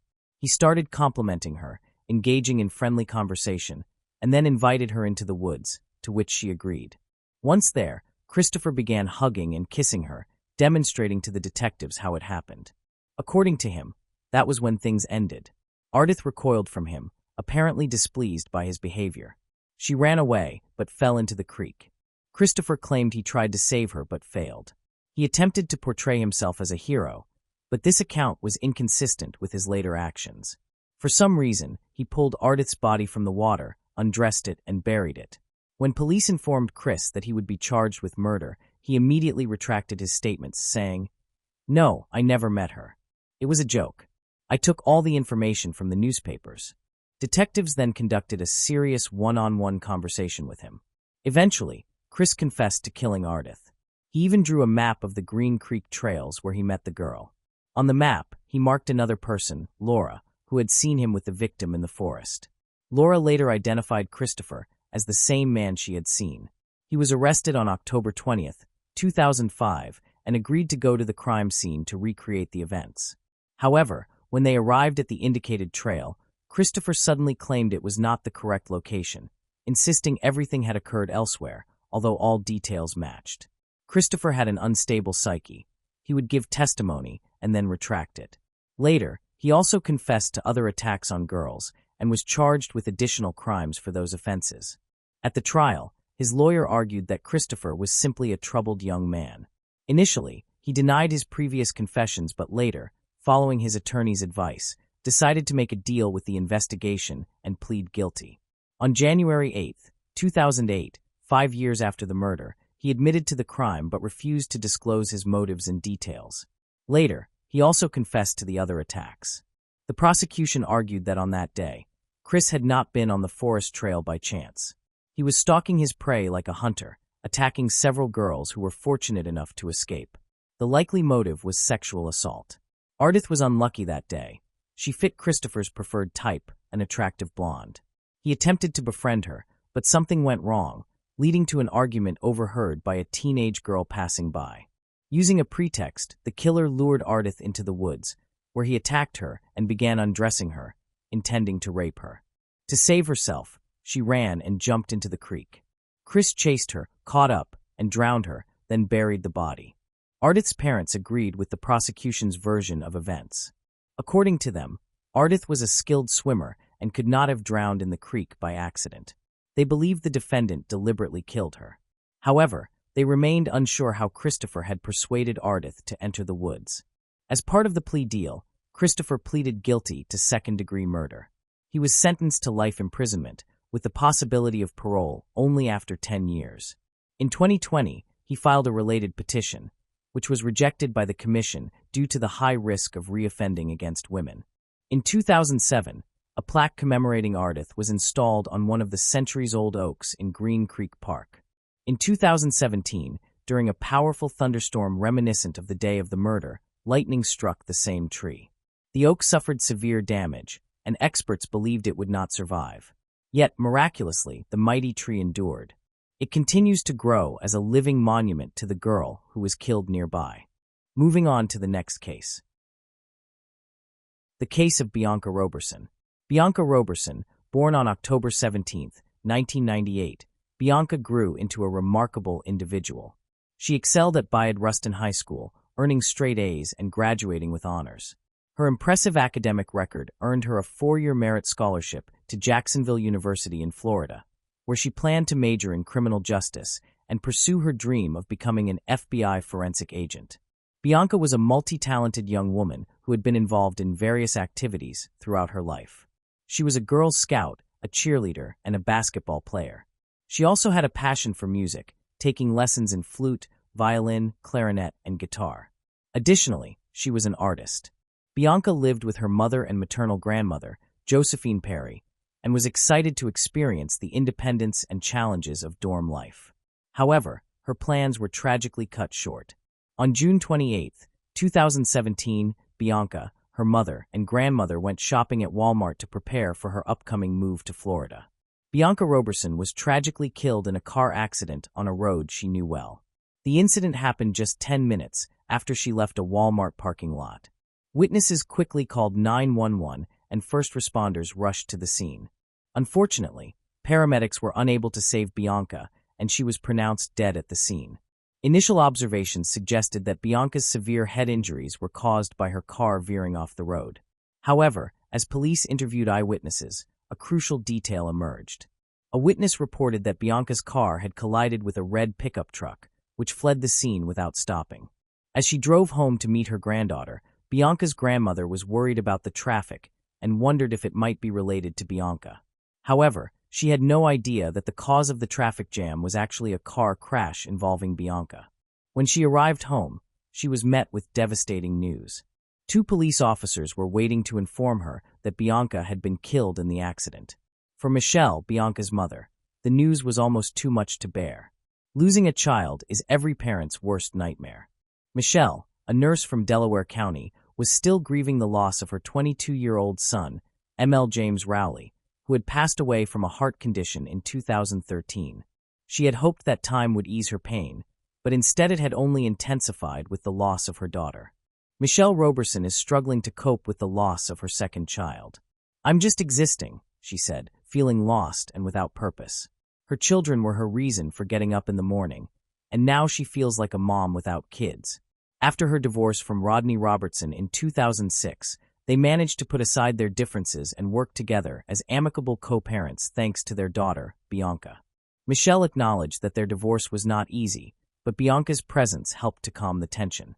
"Bianca didn't like it when I spoke harshly to her mother, and she would correct me," he said. Bianca's love for her family, especially her father, brought them closer together. Rodney admitted that Bianca was his favorite, and her devotion to family was inspiring. Bianca's father proudly said that his daughter was one step closer to achieving her dream of becoming an FBI forensic specialist. Bianca was excited to be on her own, but her future career was her main focus. Her hard work had paid off as she had received a 4-year merit scholarship to Jacksonville University, one of the 3 schools that accepted her out of the 4 she applied to. Bianca's father said she had also been accepted to Coastal Carolina and the University of Georgia. Investigators were seeking CCTV footage to verify the initial belief that Bianca's car veered off the road after colliding with a red pickup truck. If this were correct, it would indicate that Bianca's death was not accidental, but rather a deliberate act that required police to identify a culprit. However, the truth uncovered during the investigation proved even more shocking. While waiting for the CCTV footage, a major development in the case occurred. It was originally assumed that Bianca's death resulted from her car crashing and striking her head. Yet during the autopsy, forensic experts made a shocking discovery. A bullet was found in Bianca's head. This revelation drastically changed the direction of the investigation. What initially appeared to be an accident and later a collision involving a red pickup truck was exposed as a death caused by a gunshot wound to the head. The findings in the autopsy report prompted detectives to meet with Bianca's family, delivering devastating news that her death was not accidental. This disclosure sent shockwaves, especially for her mother, Michelle, who could not comprehend why anyone would harm her daughter. Bianca had a close relationship with those around her, and her family could not identify anyone who might have wanted to hurt her. Desperate for answers, the Roberson family depended on investigators to identify the individual responsible for Bianca's tragic death. After reviewing the security footage from the Walmart her family visited on the day she died, detectives found no suspicious behavior. The detectives carefully reviewed the family's actions from the moment they left their vehicles to the time they exited the parking lot. They dismissed the idea that someone from Walmart could have followed Bianca and shot her, as she had not argued with anyone during their visit. The family had simply shopped, loaded their purchases into Bianca's car, and left. The investigation suggested that the motive for Bianca's death might be tied to an incident that occurred while she was driving home on the highway. Bianca's mother remembered, "We packed all the bags into Bianca's car," referring to the 2009 Chevy Malibu they purchased for her 16th birthday from CarMax. Michelle recalled that her mother had selected the car Bianca was driving when she first obtained her permit. According to Michelle, Bianca's mother said that Bianca had received everything she wanted, but Michelle did not think of her as spoiled. Instead, she believed Bianca was simply loved and willing to work for what she wanted. In fact, Bianca began her first job at McDonald's when she was 15 and soon moved to a dietary aid position at the White Horse Village retirement community in Delaware County. Michelle remembered receiving an enormous number of letters and cards from the residents at White Horse Village who adored Bianca. After police acquired traffic footage from CCTV cameras, Michelle noted that there were no cameras at the exact point where Bianca veered off the road. However, one camera was located about a mile away. To illustrate the location, Michelle recommended looking at Google Maps. According to the map, Bianca lost control of her car where two lanes merged into one. When investigators reviewed the footage, they found proof that supported the account of Bianca's encounter with the driver of the red pickup truck. The recording showed the cars traveling next to each other, approaching a spot where the lanes merged into one. It is possible that the conflict began when one driver failed to yield to the other. Considering the tragic outcome, investigators inferred that the driver of the red pickup truck might have been the one who fired the weapon. However, the low quality of the footage made it impossible to read the pickup truck's license plates or see the driver's face. Nevertheless, from that moment forward, the driver of the pickup truck became the primary suspect in Bianca Roberson's death. Detectives were assigned the task of identifying the man, but they only possessed a blurry image to work from. After questioning Bianca's family members, it became apparent that none of them knew anyone who owned a red pickup truck. The police then re-interviewed the witnesses who had been present at the scene and those who had called 911, but regrettably, none of them had caught sight of the vehicle's license plate. Since Bianca's passing, the Roberson family has received an outpouring of support from friends, strangers, and people of all ages. A vigil was held just 2 days after her death, and many reached out to share their stories and condolences. Bianca's family described her as a selfless and compassionate individual who always prioritized the needs of others above her own. According to her mother, Michelle, Bianca would frequently take in children who were in need, even if it meant sneaking them into their home without permission. When questioned about her actions, Bianca would simply state that she wanted to help others in the same way she would hope someone would help her if she were in a similar situation. This empathy and kindness was evident in numerous aspects of Bianca's life, including the time she witnessed a car accident and immediately asked her mother if they could stop to help. The kind-hearted woman's first instinct was to invite those eating alone to join her family for dinner. In the aftermath of Bianca Carr's accident, investigators examined footage from distant cameras to determine the direction of the red pickup truck involved in the incident. To obtain more details about the truck, including its brand, model, and license plate, they required higher quality footage. The police requested the public's assistance through the media, asking anyone with information about the truck to come forward. After the accident, the pickup truck turned toward Poi Pike.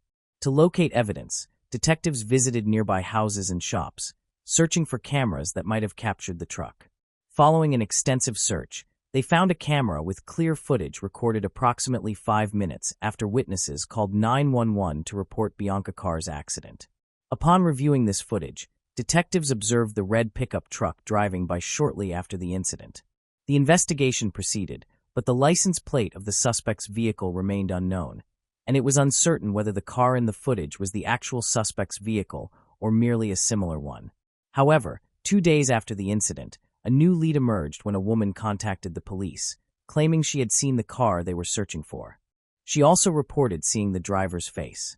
She described the vehicle as a red pickup truck that overtook her, stopped at the Poi Pike intersection, and then turned left. This information proved crucial in narrowing the search area, and also revealed that the pickup truck in the footage was not the actual suspect's vehicle, but rather a similar-looking truck. Her description enabled a forensic artist to create a sketch of the suspect, identified as a white male aged 25 to 35 years, with brown hair and a stubble beard. The police released the suspect's sketch, hoping someone would recognize the person and come forward. They showed the sketch to Bianca's family, but no one identified the individual. As the investigation progressed, detectives began to entertain the possibility that Bianca's death was a hate crime. To collect additional evidence, the police canvassed the area where the red pickup truck had last been seen, visiting homes and businesses near the intersection where it had turned left.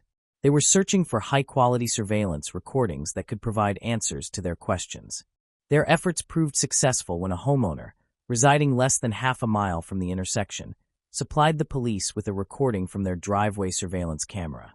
By calculating the estimated time it would take to drive from the crime scene to the homeowner's location, police quickly located the relevant footage.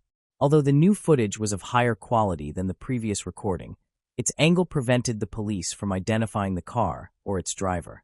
The police worked diligently to locate another recording from a closer camera, and they were fortunate. Although the license plate was not visible, they were able to discern some distinctive features of the vehicle.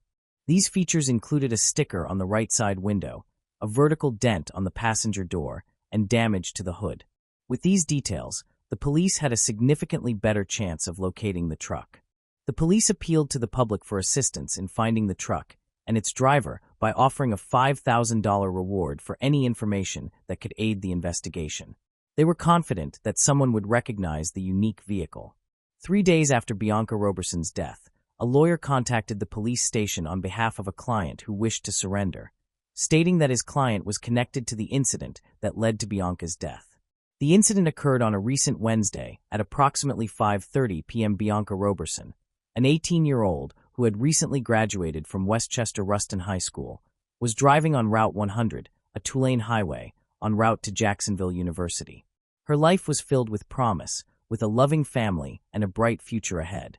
As she approached the merge with Route 202, the road narrowed from 2 lanes to 1. A routine merge on a southeastern Pennsylvania highway turned deadly last Wednesday when a dispute over positioning escalated into violence. Bianca Roberson was merging from 2 lanes to 1 when a man in a red pickup truck, also merging, became agitated and shot her in the head. The suspect, 28-year-old David Desper of Pennsylvania, surrendered to police with his lawyer. Although he refused to testify, he consented to a search of his home and disclosed the location of his pickup truck. David was subsequently arrested and charged with the murder of Bianca Roberson. The police located the suspect's vehicle, a pickup truck, at a location David had previously identified. Distinctive features on the truck, such as stickers on the windows and body damage, confirmed that it was the same truck involved in the crime. Investigators searched Desper's residence and recovered the firearm used to shoot and kill Bianca Roberson. Despite this major breakthrough, authorities remained uncertain about the killer's motive. Over 800 loved ones and community members attended a heart-wrenching farewell ceremony at St. Paul's Baptist Church in the suburban Westchester borough, approximately 25 miles away, during the funeral service. Many paid tribute to her, including her brothers, officials from her high school, the chief admissions officer from the university she was set to attend, and friends. In his eulogy, Pastor Wayne Croft Sr. drew parallels between the shooter and 2 other notorious cases. George Zimmerman, who shot and killed Trayvon Martin, a black teenager in Florida, in 2012 and was acquitted of murder in 2013, and Michael Dunn, who shot and killed Jordan Davis, another black teenager in Florida, in 2012 after a dispute over music. Dunn was convicted and sentenced to life in prison plus 90 years. The pastor conveyed the sentiment of the black community, stating that regardless of whether Bianca's murder resulted from road rage or racism, the fact remained that a brilliant young black woman's life was lost. During the trial in September 2018, David Desper was asked to explain his motive for committing the crime. Instead of offering an explanation, he requested forgiveness from Bianca's family. For Bianca's parents, the prospect of facing their daughter's alleged killer was daunting. To demonstrate support and solidarity, Rodney had arranged for family members and friends to wear T-shirts featuring Bianca's face as they gathered at the Chester County Government Services Center. Bianca Roberson's family wore bracelets with a poignant message, Bianca Roberson, a rose in God's garden. They also displayed a banner that read, Justice for Bianca Nicole Roberson, serving as a reminder of the tragic event that took her life on June 28, 2017. Rodney, Bianca's father, expressed his uncertainty about how he would react upon seeing the man responsible for his daughter's murder. "I don't know what I'll do when I see him," he said. "The man who held the gun that took my daughter's life, he just took her dreams away. He had no right to do that." Michelle, Bianca's mother, struggled to come to terms with the loss of her child.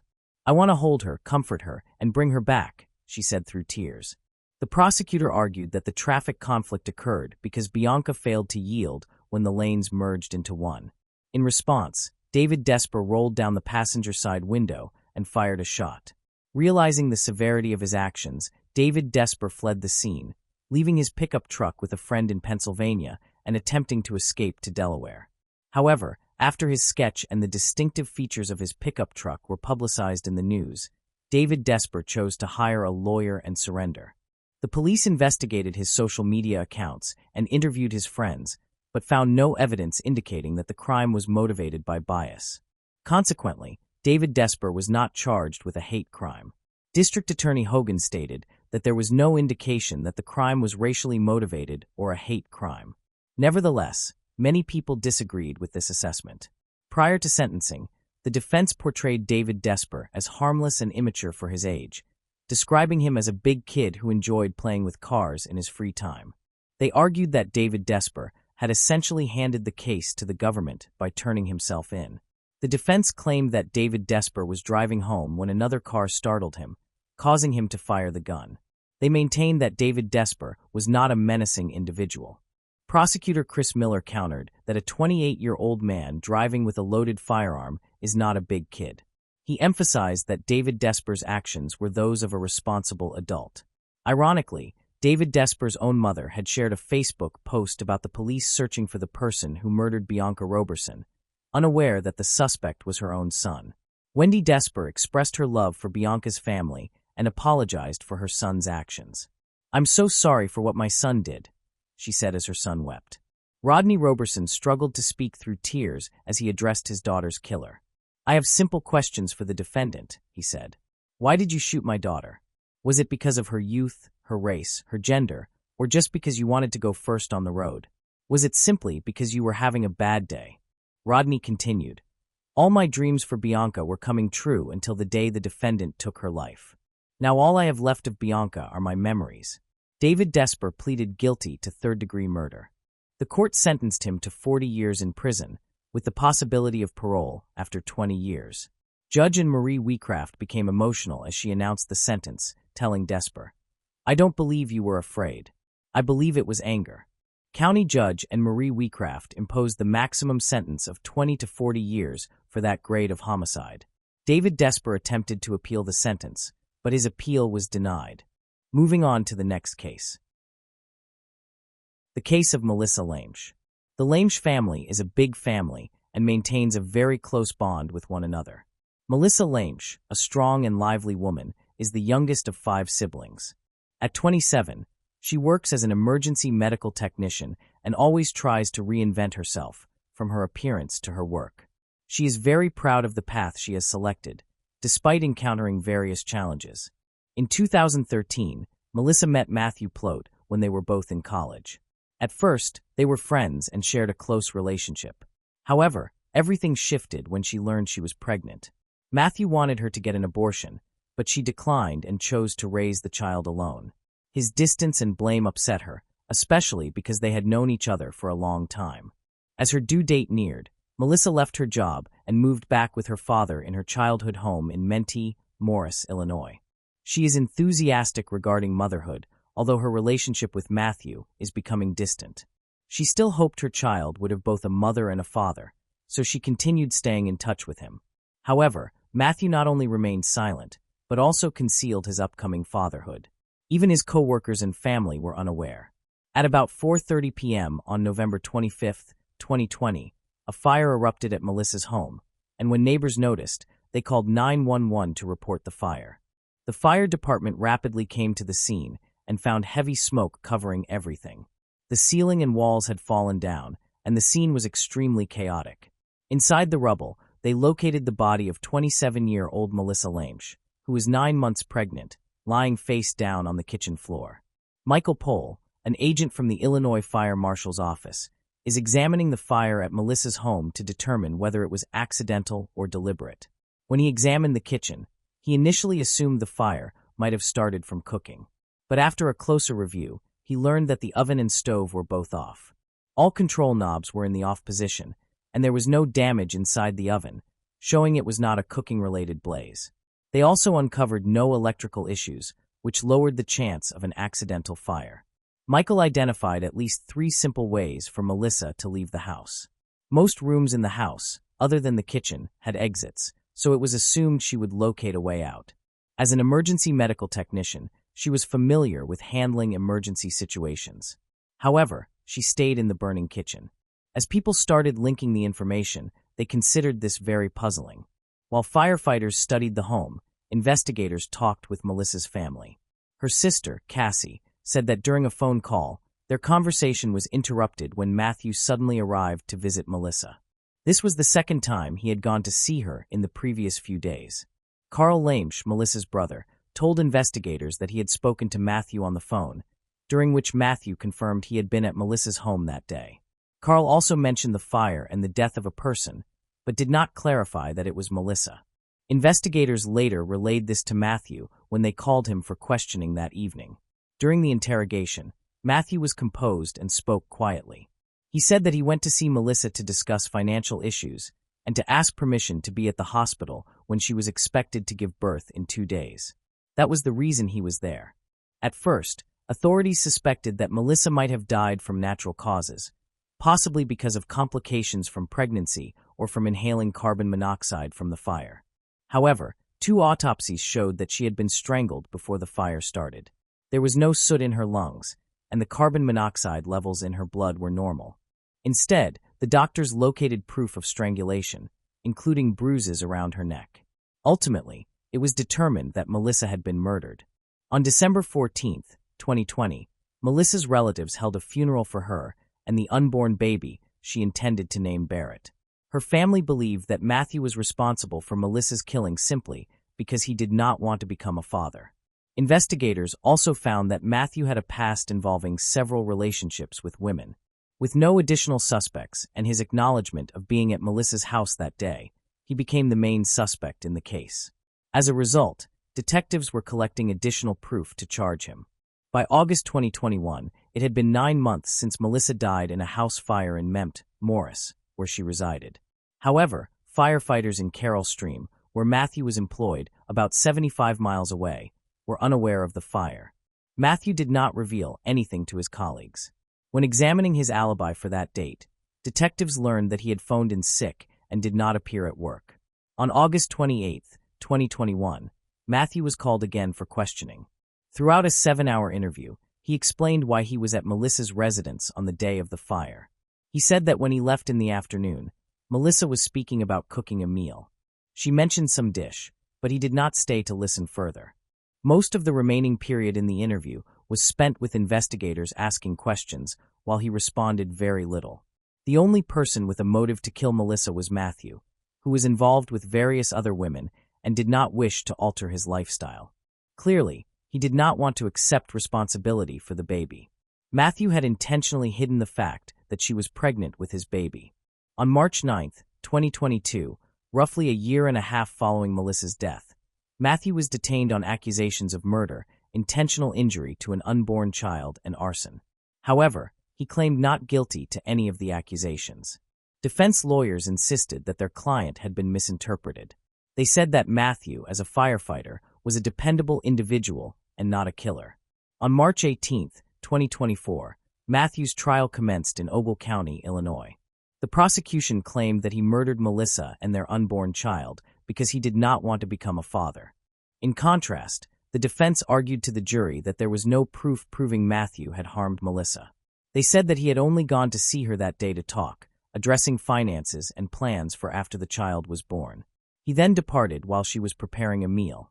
The prosecution rejected these arguments, claiming that Matthew had intentionally invented a story about a house fire caused by a cooking mishap.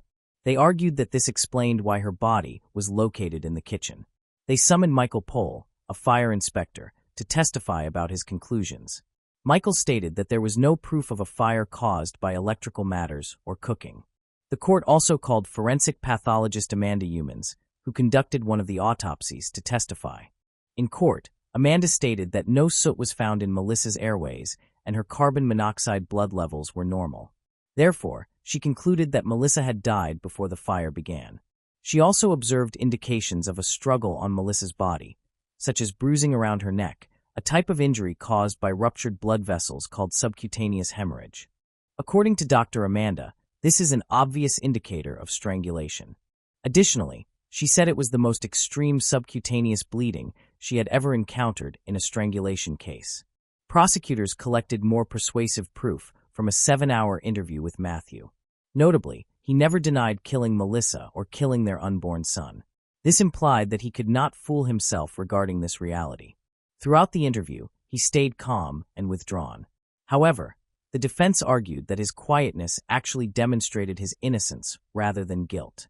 To counter the prosecution's assertions, the defense appointed a single witness, John Knapp, a retired firefighter and independent inspector. Although he was not present at the fire scene, he reviewed and examined relevant reports and images. He disagreed with the prosecution's perspective that Matthew had purposely initiated the fire.